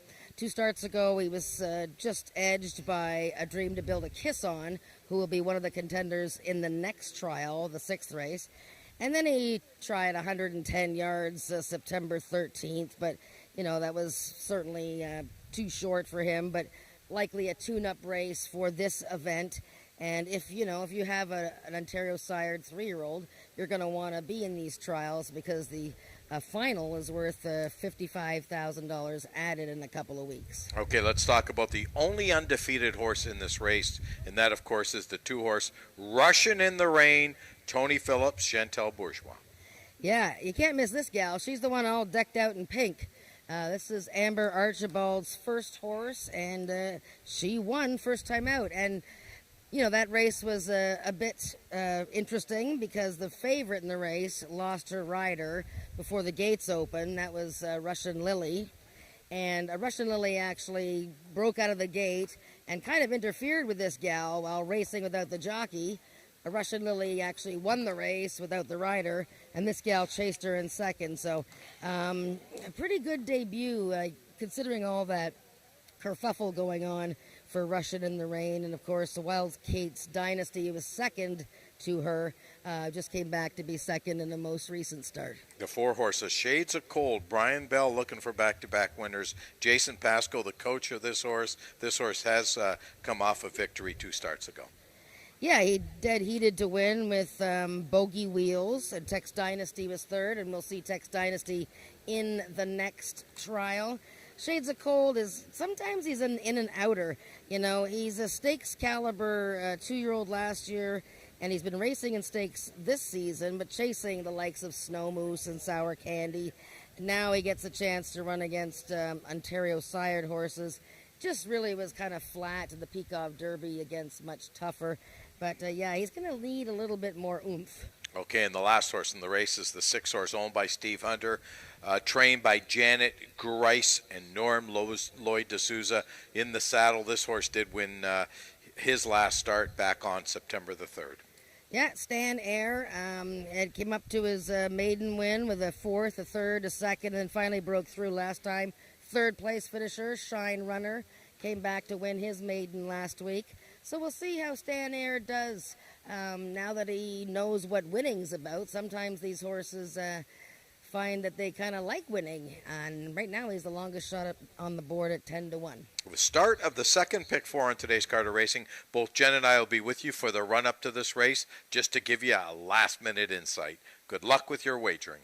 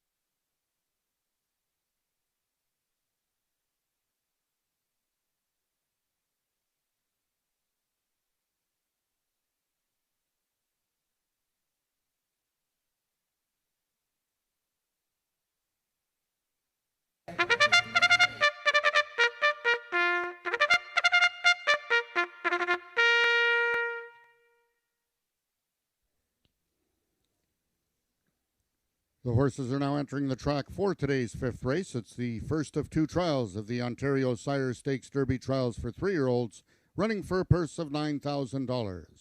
Number 1, Admiral Nelson, owned by James Bogar and ridden by D.I. Benitez. Number 2 is Russian in the Rain, owned by Amber Archibald, the mount to Tony Phillips. Number 3 is First Prize Charlotte, owned by the partnership of Craig Spada and Rick Crispy, Alexis Sanchez aboard. Number 4 is Amelie O'Boo's A Shades of Cold. The jockey is Brian Bell. Number 5, Speedy Country Mouse, owned by Peggy Byrne, Cassandra Jeske in the saddle. And number 6 is Stan Air, owned by Steve Hunter and ridden by Norman D'Souza. That is your field for the fifth race, going a distance of 350 yards.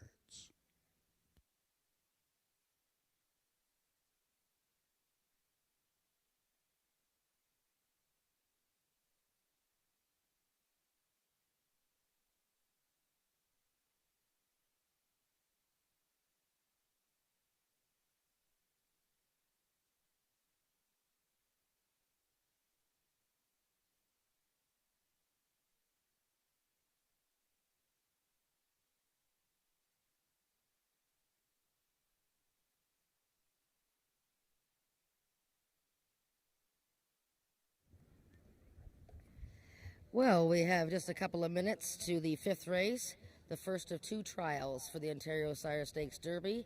The top 10 times will advance to the final in a couple of weeks for $55,000 added.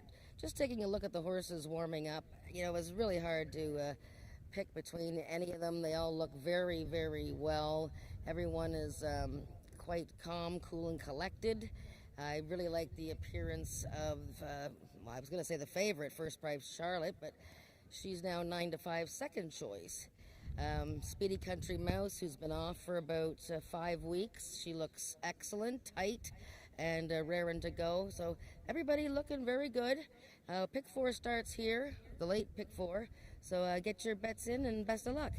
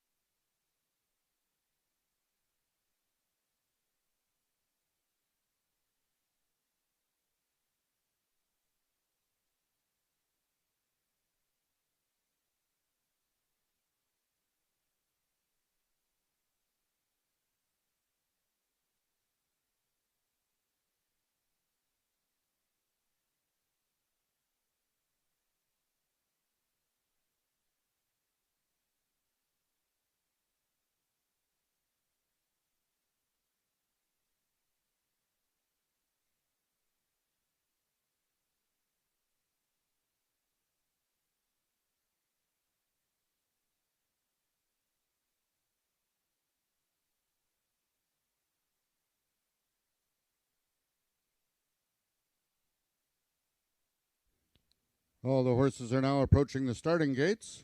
They'll be loading shortly.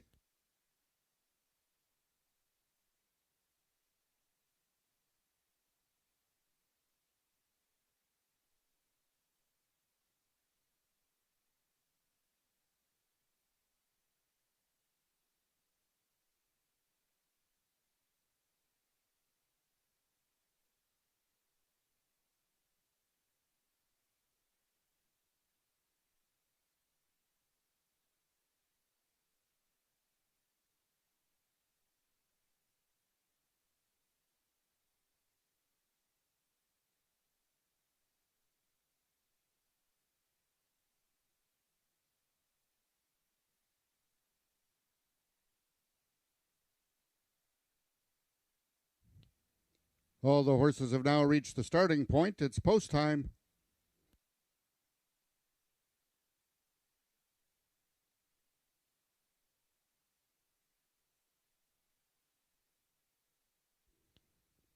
The horses are now entering the starting gates. First one in, number 1, Admiral Nelson.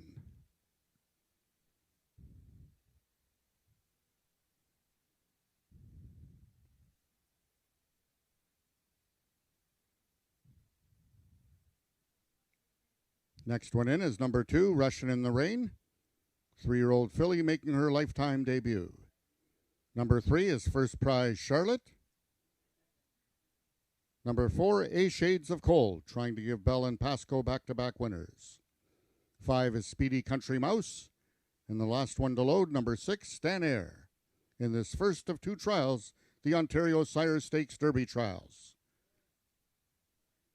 Acting up in the gate, number 3, First Prize Charlotte.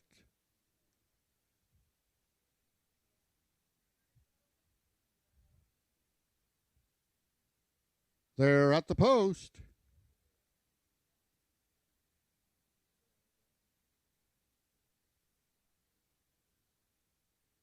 And they're off. A Shades of Cold and First Prize Charlotte. Towards the rail is Admiral Nelson. Then it's back to Speedy Country Mouse, Stan Air, and Russian in the Rain. Towards the inside is First Prize Charlotte. A Shades of Cold. It's those two coming down to the payoff. Who's it going to be? A Shades of Cold wins it. First Prize Charlotte was second. It looks like Admiral Nelson gets third over Stan Air, finishing fourth.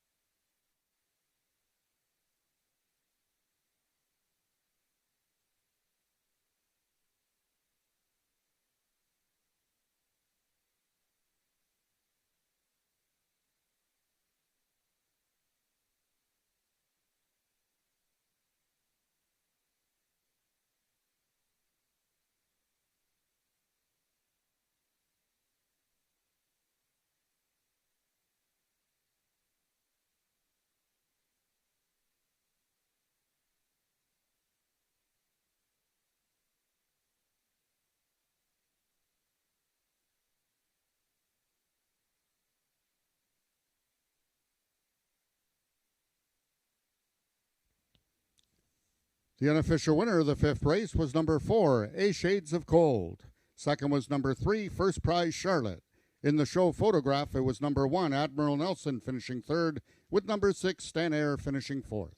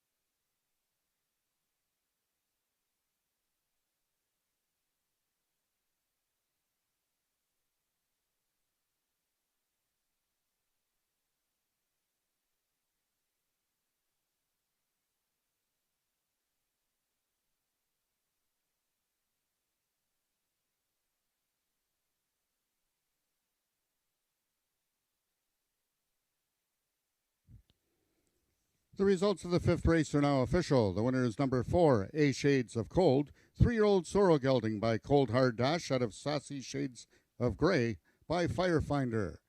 Both bred and owned by Amelie Obu, A Shades of Cold is trained by Jason Pasco, his third winner of the afternoon, and ridden to victory by jockey Brian Bell. That's back-to-back winners for Brian Bell.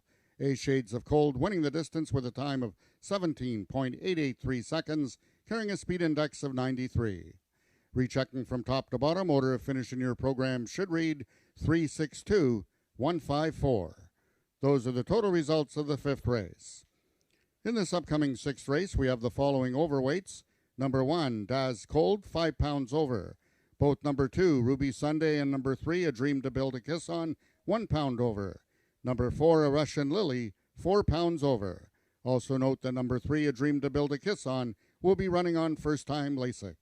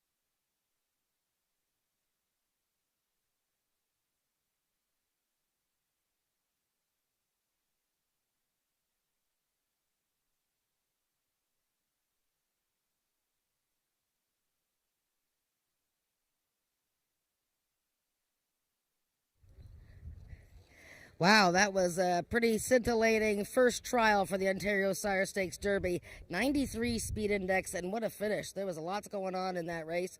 It was Shades of Cold, owned and bred by Emily Obu. Congratulations, Emily.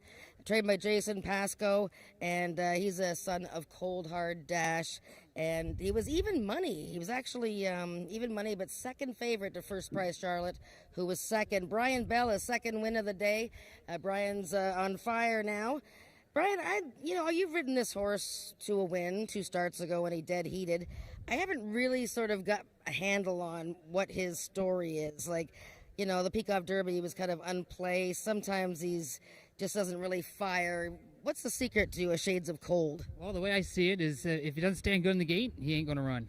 And the last start he had, he stood like a rock and just bulldogged the track, and he was out and gone. Today he did the same thing. I noticed in his last race, he was sort of looking around the gate with, I think it was Diego that was on him, I do believe, or somebody else, or Ricardo. He was just looking around in there, and the days he's like that, he's really tough to get him focused. And today he was all focused. And he's like a sturdy guy. Like, this was his 8th start of the year, his second win. Like, he comes to play every time. He does. He tries his best every single time. Well, it should be a great final. We haven't even seen the second trial yet, so that was a fast one. So congratulations, Brian. Thank you. All right, that was the first trial. The second one is coming up in 18 minutes. We already have a big favorite, A Dream to Build a Kiss On, is 2-5 right now. And that's race 6 coming up.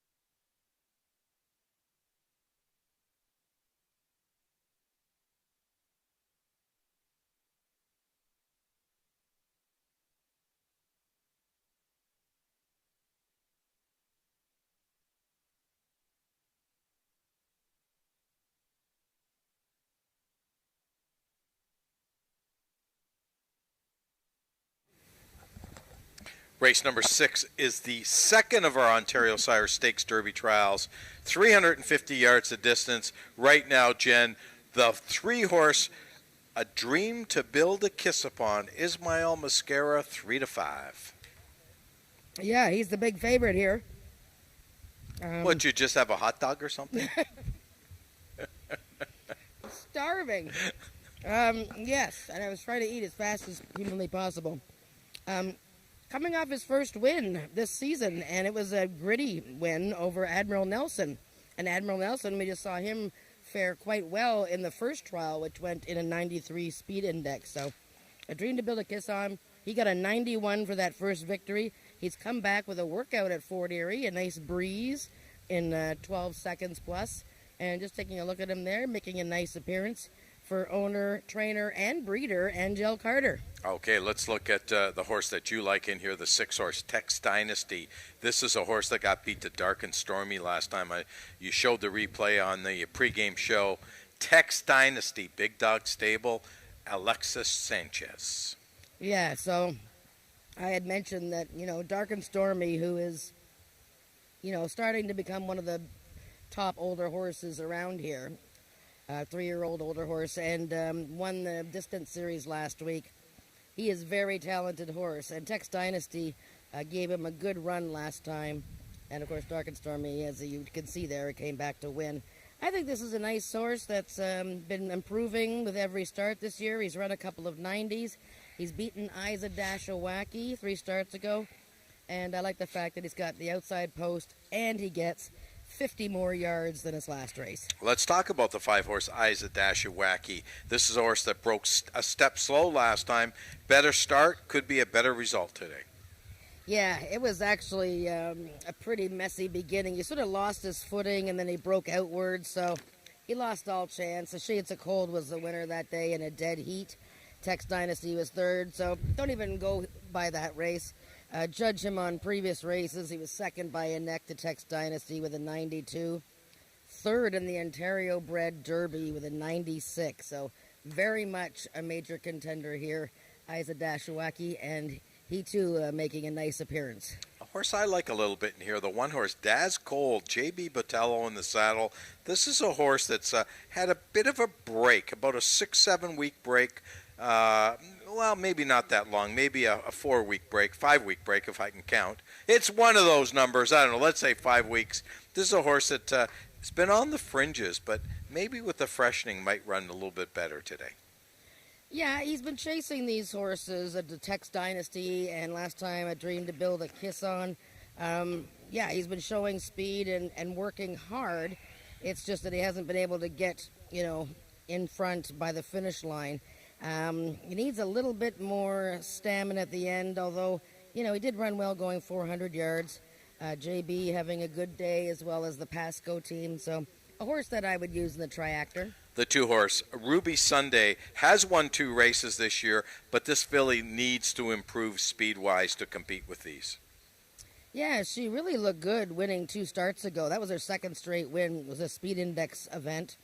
Last time she was up a bit in class. Crash on Oki was the winner, and he just got beat like a nose in the Peacock Derby. Queen Charlotte, who was second that day, has come back to win. So she's coming out of a very good race. But yeah, she has to prove herself at this tougher level. And the last horse in here, the 4-horse, a Russian Lily. Rachel Isaacs takes over for Cassandra Jeske in here. This filly to me just seems to be overmatched. Well, she won that last race. I can say that. September 13th, she actually won the race.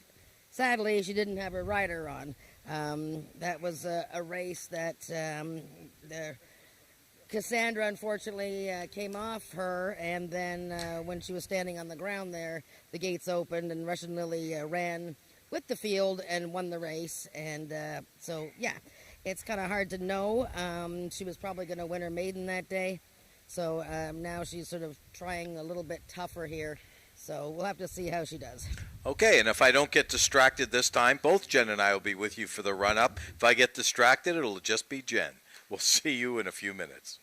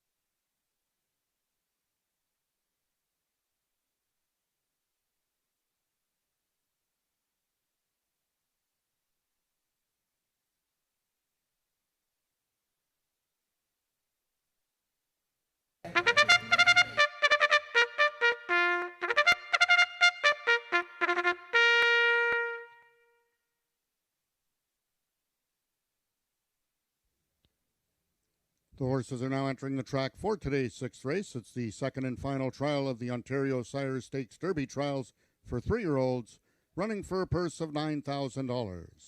Number 1, Daz Cold, owned by Milena Fitchin and ridden by J.B. Botello.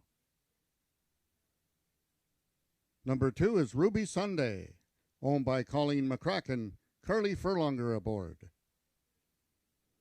Number 3 is A Dream to Build a Kiss On, owned by Angel Carter and ridden by Ismael Mosquera. Number 4 is 5 fillies racing A Russian Lily, Rachel Isaacs with the mount. Number 5, Eyes a Dashawaki, owned by Marie Broadstock and ridden by Ramiro Sanchez Castillo. And number 6 is the Big Dog Racing Stables Tex Dynasty, Alexis Sanchez in the saddle. That is your field for the sixth race, going a distance of 350 yards.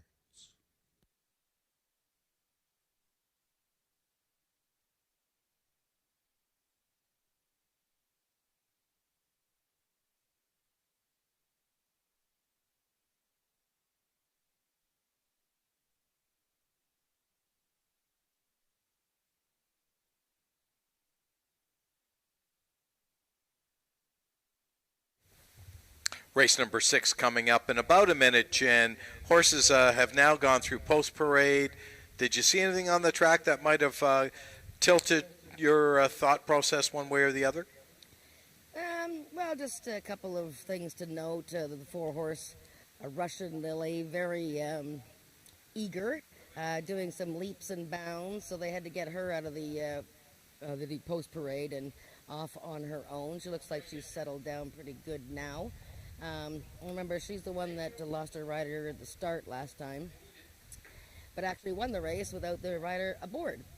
So the 5-horse, Isa Dashawaki, making a very nice appearance. I like the way that he presented himself. And the 3, the favorite, A Dream to Build a Kiss On, looks ready to go. Okay, that's the word from our railbird, Jennifer Morrison. Good luck with your wagering. It's now post time.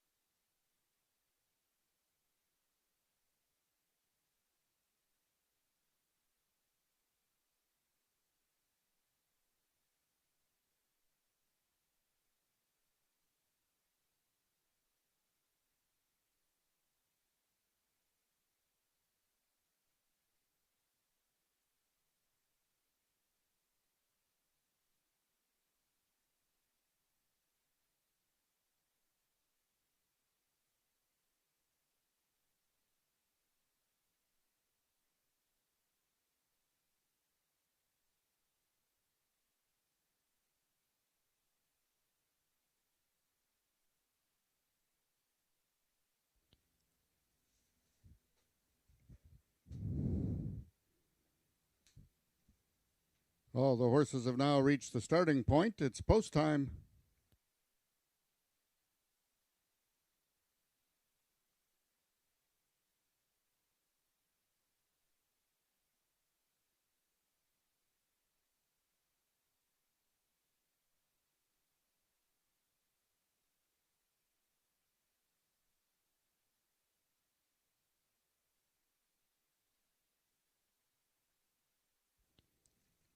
The horses are now entering the starting gates. Number 1, Daz Cold, is in. Number 2 is Ruby Sunday.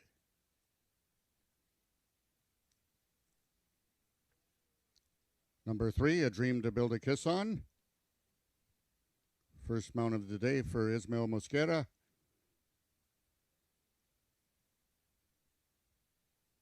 They will load number 4, A Russian Lily, riderless.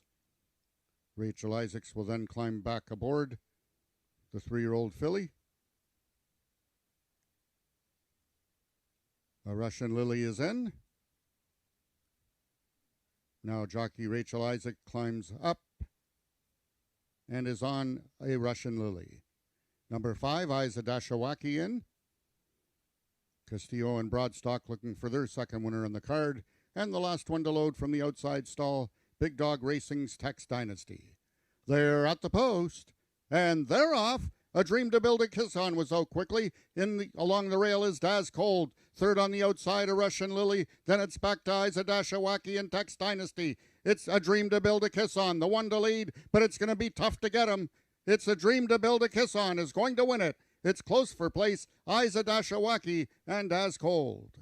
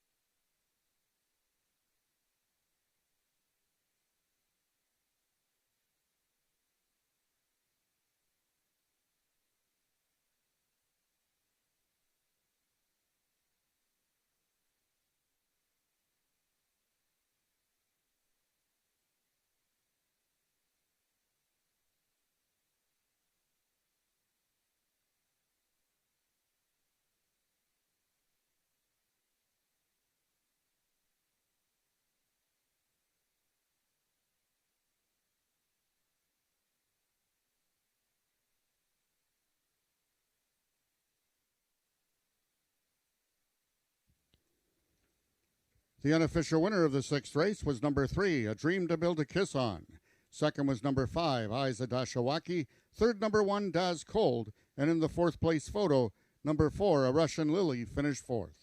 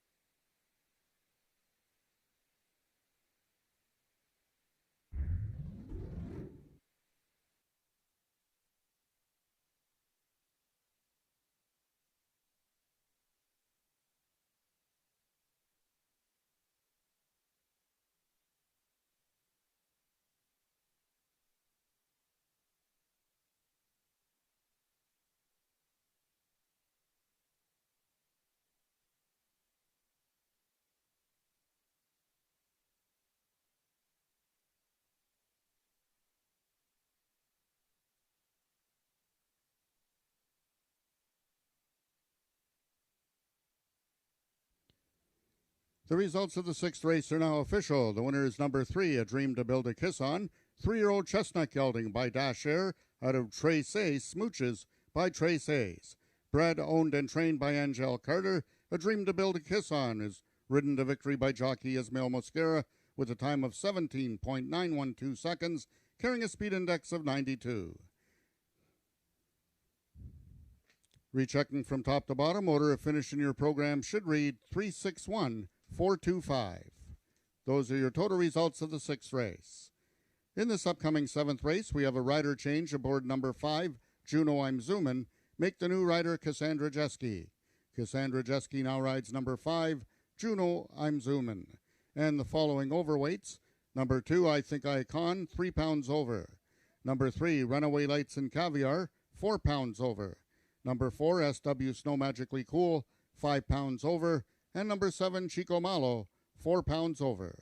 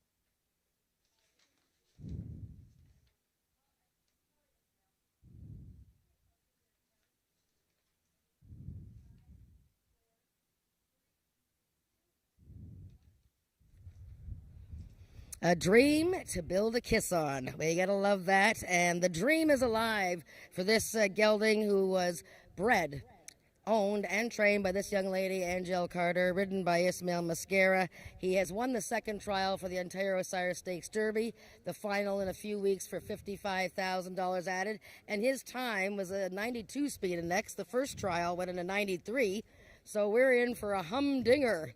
Ismail, you got on this guy last time, and you won. You were a big favorite that day. What did you learn about that horse that day and going forward into today's race? He's pretty easy horse to ride, and he gives you 100% every time he goes out there.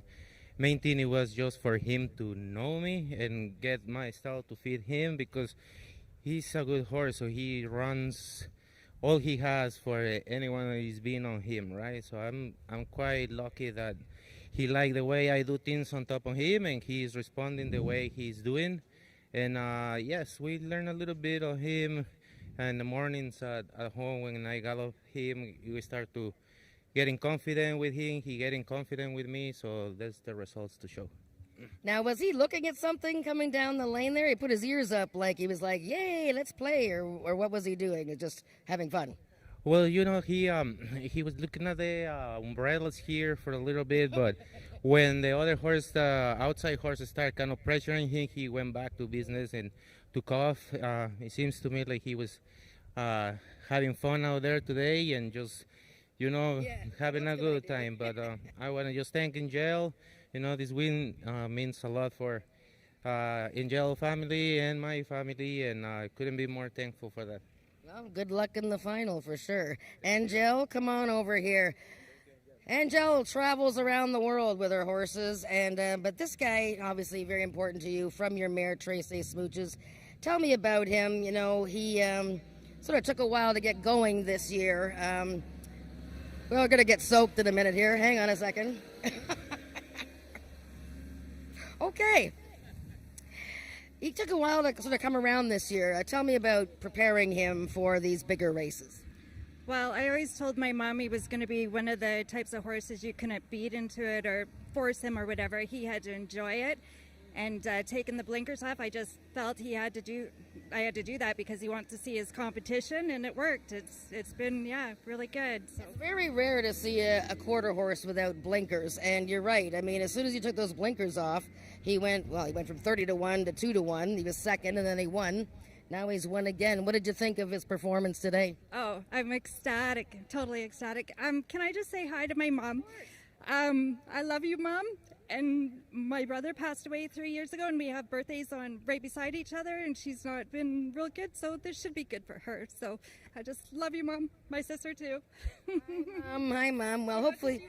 Oh, well, there you go. Hey, I like her already. No, well, I hope she feels better, and we'd love to see her out here.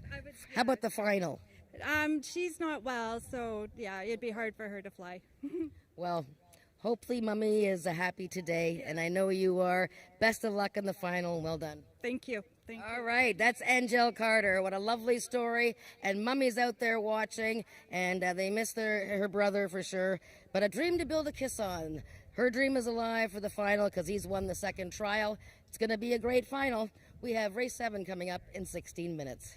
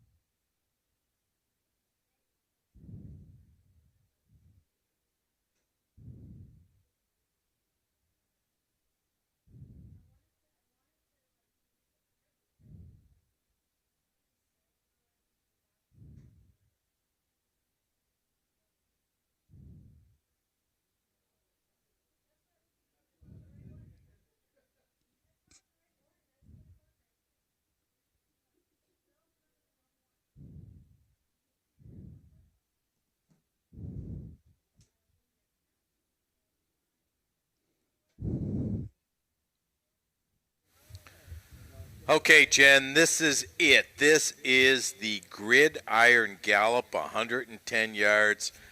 It's going to take 6.8 seconds out of our lives to watch a beautiful race like this. And I've gone with even numbers, and you've gone with odd numbers. Yes, and usually it's the other way around. You're being the odd one. That's the true. odd number gun. Yeah, this is a really good race. I'm just looking at the horses coming in, and some really classy older horses in here. So this isn't anything goes. I mean, I know we've had a lot of favorites win today, pretty much. This might be, I picked the favorite here, but this might be a little bit more wide open. I like Bodie. Coming off a win. He's actually won 2 of his last 3. This is one of the few horses that Hurricane Helen Vanek comes up to ride, and he has run well at the 110-yard distance before. He's run well from the rail position before. He's very, very quick, and, it doesn't surprise me that he's taking that kind of betting support, because look at the odds on him his last 2 races. So, yeah, I mean, that's a horse that is a strong contender in here. I don't know how you feel about the rail when there's like 6 horses to the outside of him, but he's definitely a major player. Well, I landed on the 2 horse because I think this old gray mare is what she used to be. You know that song, She Ain't What She Used to Be? Yes. Well, yes, she yes. is what she used to be.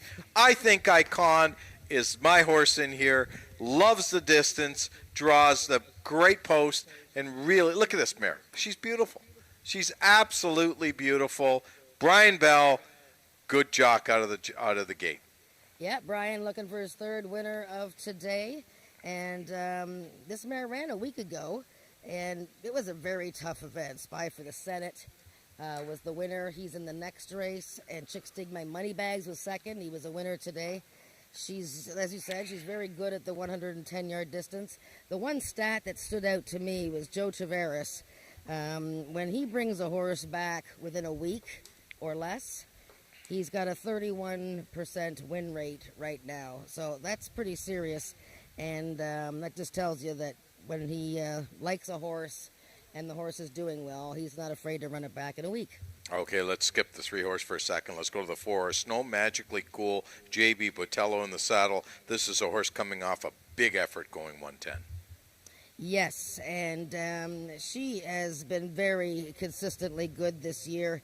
Had a really rough trip in the Princess Maturity, but otherwise she has just been a gem this season. And yeah, her first try at the 110 yards was a dandy. Jumpin' Bojangles, the winner that day, the 86 speed index. JB and the Jason Pascoe team having a good day today.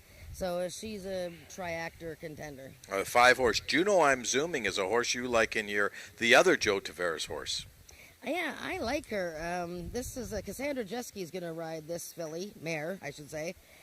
She's had plenty of experience at the 110 distance. Was beaten a neck at 110 2 starts ago to Night Fishin', who is a stakes horse, no question about it. And last time she tried a bit of a longer distance against Night Fishin', another, and it was a bit too much for her. She's fresh. She's only had 3 runs this year. I think she's got a big chance in here, and boy, she makes a very nice appearance. She's just shiny. Her tail is out, and very sharp. Okay, let's talk about the 6 horse who's turning into a 110 specialist for Bob Broadstock. This is her 4th 110 in a row. Miss Orient Express, yes, she put it all together with a better start and won last time at 110 yards, defeating Runaway Lights and Caviar, who was in this race. And Miss Orient Express, the Broadstock team also doing well today with Ramiro Castillo. And she is very quick out of the gate. I mean, that's her expertise. That's why Bob keeps running her these short distances. Okay, the 7 horse, Chico Mallow. Chico Mallow and Runaway Lights and Caviar are 2 horses from the Bogar stable. Chico Mallow is a one-time winner, and he tried 110 before he won his maiden and ran pretty well. Most recently 4th in a pretty fast race to Fly Bell Cartel. Not sure this is his preferred distance, but maybe a little piece here. His stablemate, Runaway Lights and Caviar. She's had a bunch of attempts at 110, mixed results. Didn't have a great outing last time in a much tougher situation. Okay, that's our field for race number 7 coming up in 6 minutes. Both Jen and I will be with you for the run-up to this race.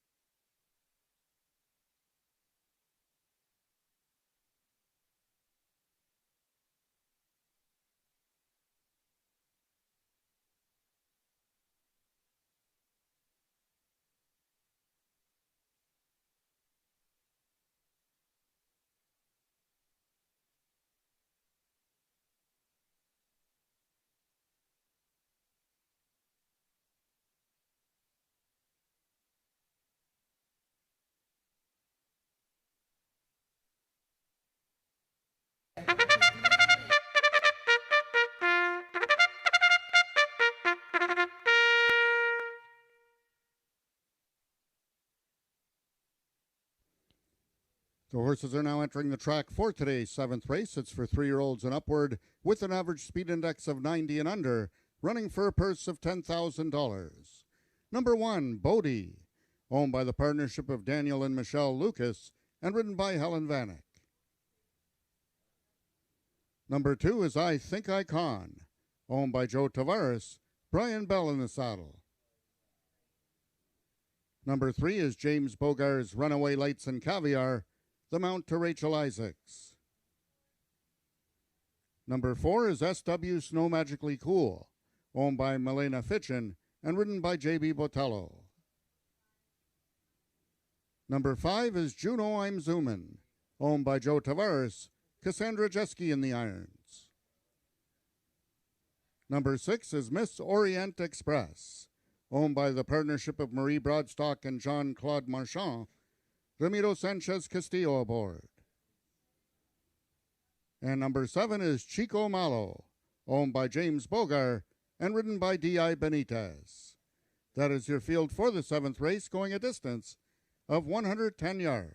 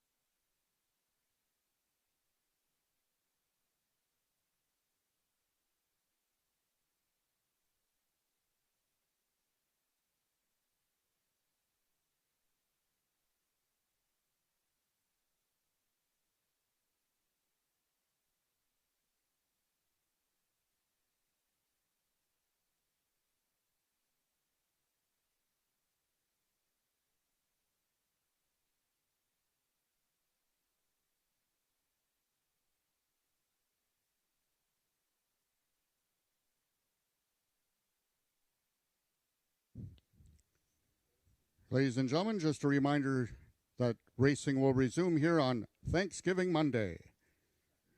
It will be United Way Day, with all the proceeds going to the United Way. The first 100 kids get to decorate a pumpkin. First race post time on Thanksgiving Monday will be at 12:55, and also we will be racing before that next Wednesday with our first race post time at 12:55.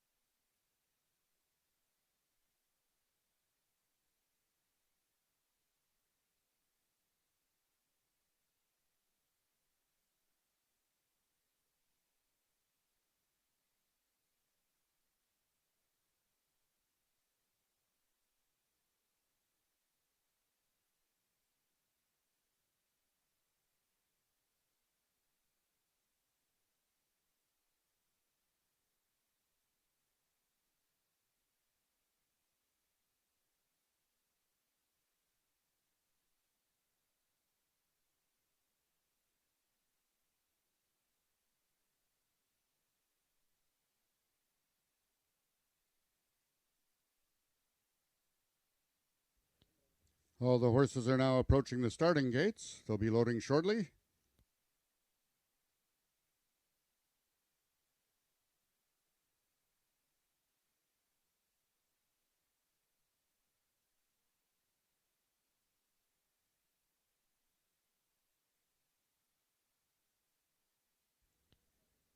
All of the horses have now reached the starting point. It's post time.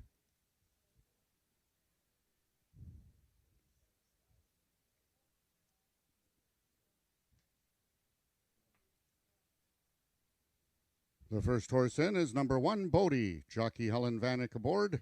Her only mount of the afternoon, recently retired thoroughbred rider. Number 2 is I Think Icon, one of 2 for Joe Tavares. 3 is Runaway Lights and Caviar, one of 2 in the field for James Bogar. 4 is SW Snow Magically Cool, trying to give Jason Pasco his 4th winner on the day. 5 is the other Joe Tavares strain, Juno I'm Zoomin'. 6 is Miss Orient Express, and the last one in, the lone 3-year-old, Chico Malo. They're at the post. And they're off. Oh, quickly was SW Snow Magically Cool, but on the rail it's Bodie. Bodie wins it convincingly. Finishing second is Juno I'm Zoomin'. Show photo with I Think Icon and Runaway Lights and Caviar.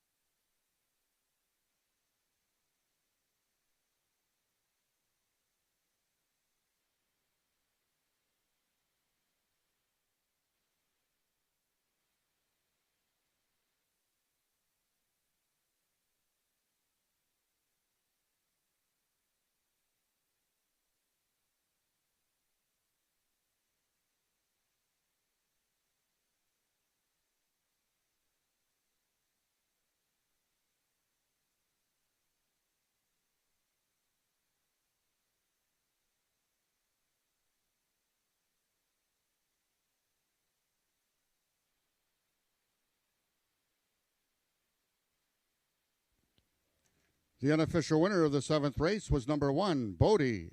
Second was number 5, Juno I'm Zoomin'. Third, number 2, I Think Icon. And in the 4th place photo, it was number 4, SW Snow Magically Cool, finishing 4th.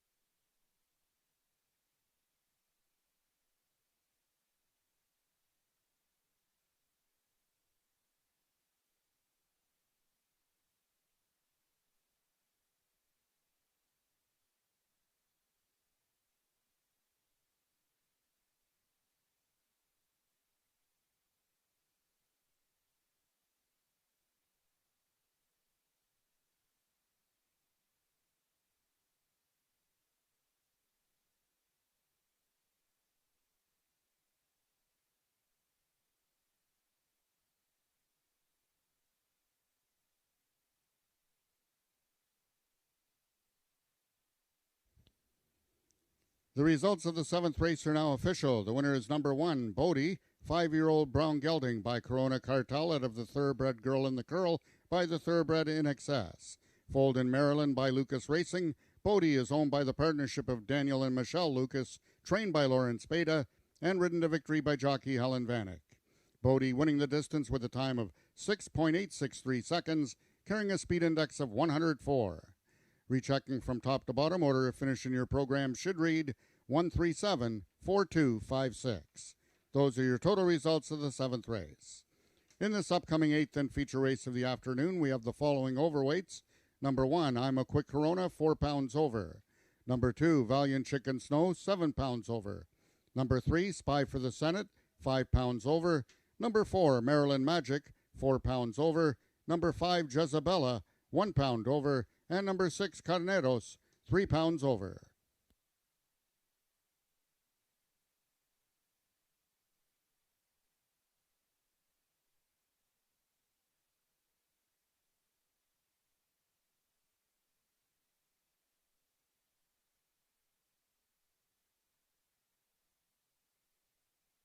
Can't hear.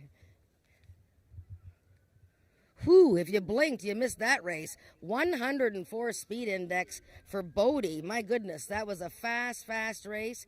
And kudos to Juno. I'm zooming for finishing second there. Bodie, though, I mean, when you win by a length going 110, you're doing something, especially 104. Congratulations to Michelle and Dan Lucas of Maryland for their wonderful gelding. That's his 7th win in 19 races, and he's 6 for 12 at Ajax Downs. And his best buddy is here, Helen Vanek. Helen, you and Bodie, I mean, when he came up here last year, he went on a tear.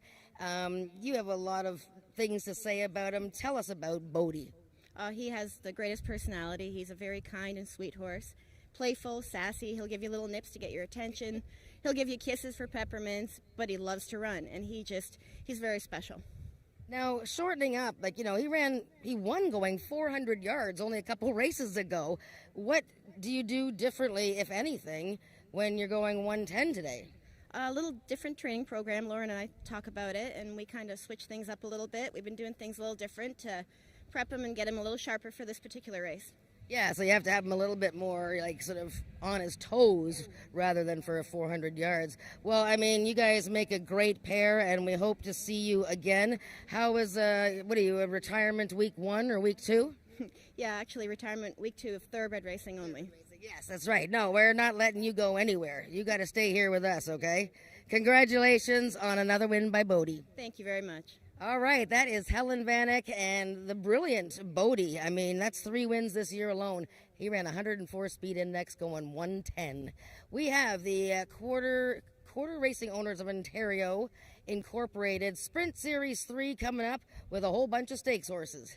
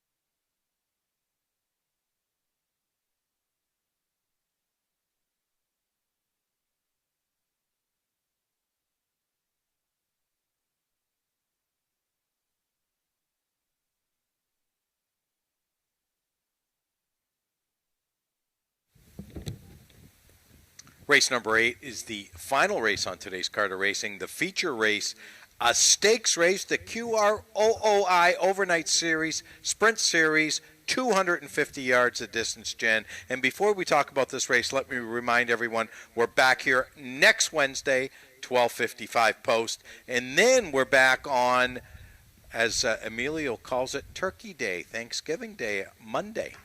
Pumpkin Day. Yes, there we go. Pumpkins to the kids. There we go. We'll get a lot going on that day. Check our website for all the details. Let's talk about this race right here. Right now, 1-5 on I'm a Quick Corona. Don't get that. Well, I mean, he's a contender here. I picked him second or third. He's 3 for 4 at the distance. He's a 4-year-old that has been on the rise. Well, last year he won 4 of 8 starts. This year he's won 2 of 7.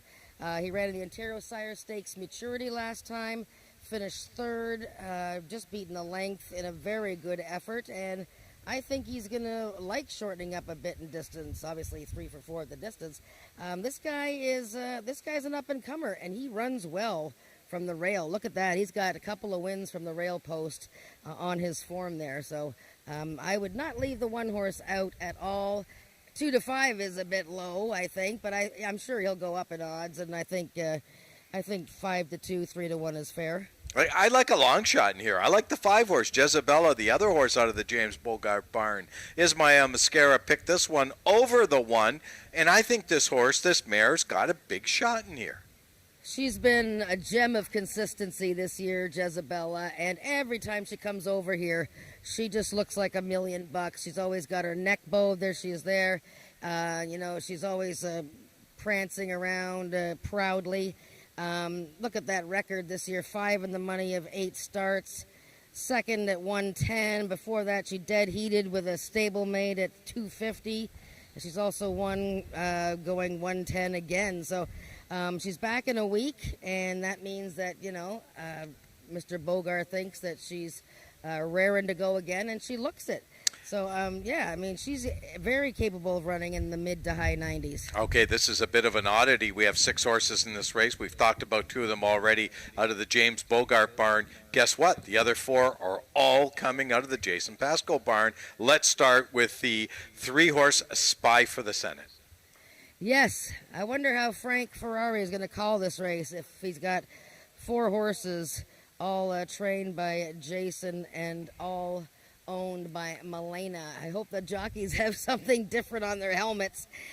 Spy for the Senate just won his 14th career race just a week ago. He beat Chicks Dig by Moneybags, who we just saw win earlier today. This is a classy 7-year-old stallion. I like the fact that he's shortening up in distance. He's pretty versatile.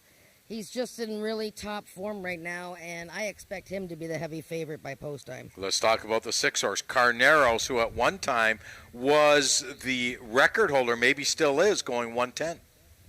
He held the world record for 110 for a little while. It took them actually a long time to confirm that he had set the record for 110. It was right here at Ajax Downs. It was subsequently broken, but yeah, he's got 15 career wins. He's a tough 8-year-old.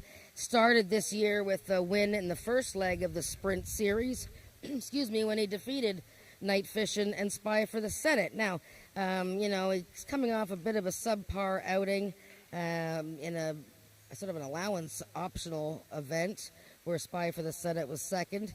Brian Bell is one of his favorite riders, and Brian's, had a good day today, looking for his 3rd winner. Okay, the 4-horse Maryland Magic. What else can we say about this 9-year-old horse? He does it all. He races. He stands as a sire. He is the epitome of a quarter horse. Yes, he is. And he is an extremely attractive stallion. Rachel Isaacs gets a chance to ride him today. I'm sure that, it's not many outings left for him to race, but he started this year 1 second time out, and he's been placed a few other times. He wasn't far behind Spy for the Senate in their most recent. And, any one of these 4 horses that Milena has in here, I'm just trying to add up the wins. Valiant Chicken Snow is the only horse we haven't talked about, and she's just a 3-year-old filly. But between the other guys with 14 wins, 15 wins, that's 29. So 47 wins from the other 3 horses, 51 wins from the 4 Milena Fitchin horses in this race. Let's talk about the last horse in the race, the 2-horse Valiant Chicken Snow. 3-year-old filly, as you said, has won 4 of 16, has already banked over $60,000. This filly's no slouch. Well, I mean, she's just had some awful luck recently, and she's very much capable of running a high 90. She was a winner back in July, but then in the Princess Derby, the big race for fillies, she had a terrible beginning. And she's also had bad starts in her last 2 races. She was against the boys in the Peacock Derby last time, and just had a bad beginning. Ricardo Moreno in from Alberta is going to get the mount as JB is on Spy for the Senate. But, you know, I mean, I think the filly could hit the triactor here. That's our field for race number 8 coming up in about 5 minutes. Let me remind everyone one more time, we're back here next Wednesday, 12:55 post. Hopefully you can join us that day. Thanks for joining us today, and have a wonderful evening. Go Jays, go, baby.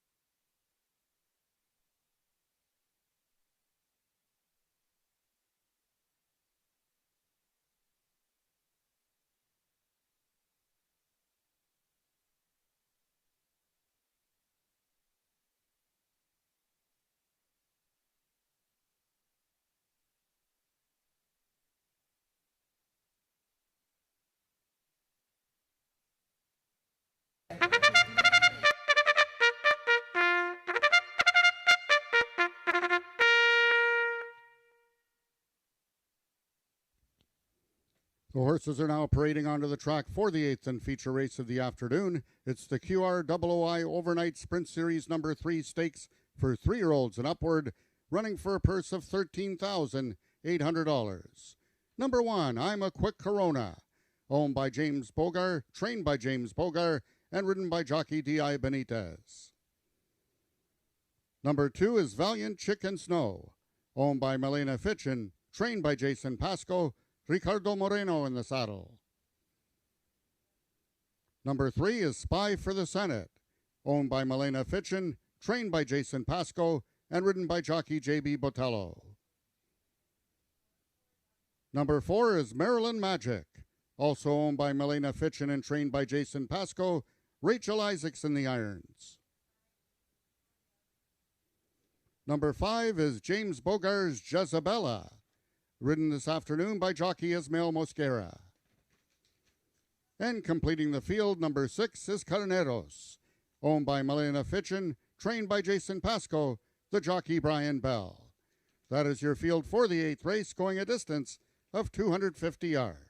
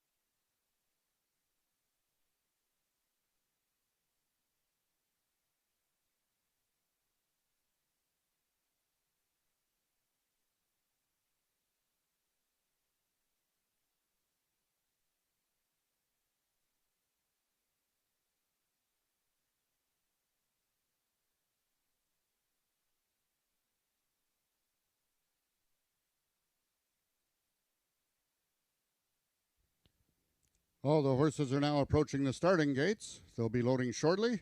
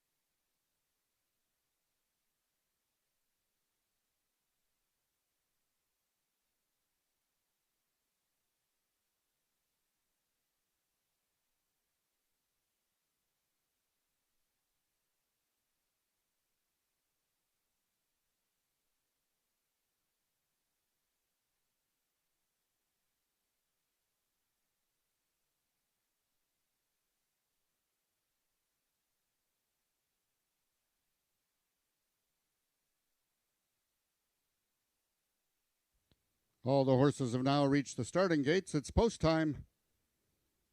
And they're loading into the gates. Number 1, I'm a Quick Corona is in. 1 of 2 in the field for James Bogar. Number 2 is Valiant Chicken Snow. 1 of 4 for Jason Pasco. 3 is Spy for the Senate, currently the 8-5 favorite. Stablemate number 4, Maryland Magic, right alongside.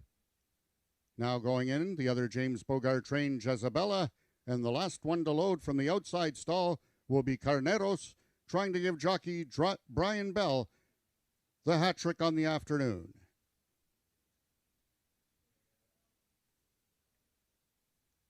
They're at the post. And they're off in the overnight sprint series, and it's coming out quickly as Spy for the Senate. To his inside is Valiant Chicken Snow along the fence. I'm a Quick Corona, very game. Those three coming down to the payoff. Spy for the Senate wins it. Second was number 2, Valiant Chicken Snow, and we're going to have a show photograph.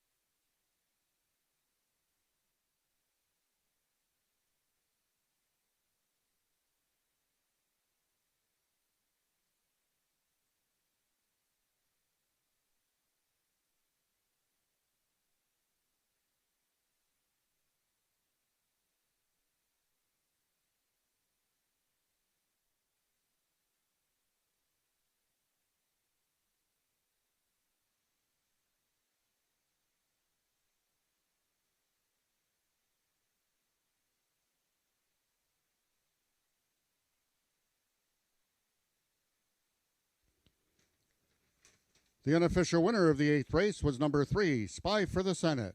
Second was number 2, Valiant Chicken Snow. In the show photo, it was number 1, I'm a Quick Corona, finishing 3rd, with number 6, Carneros, finishing 4th.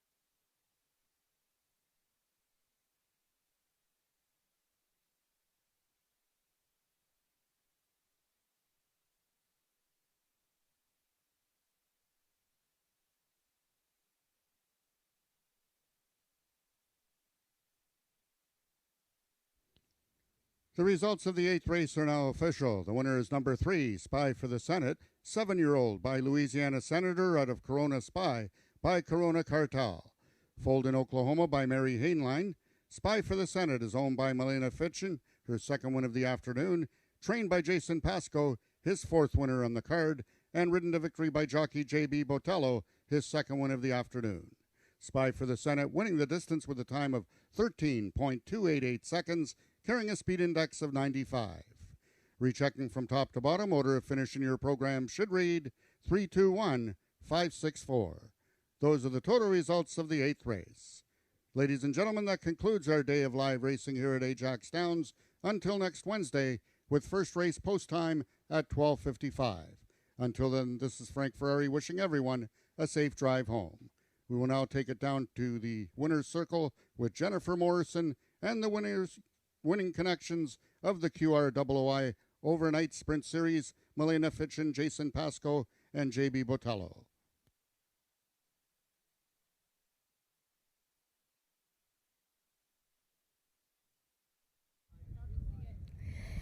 Wow, what a day for the Jason Pasco team and snowflakes.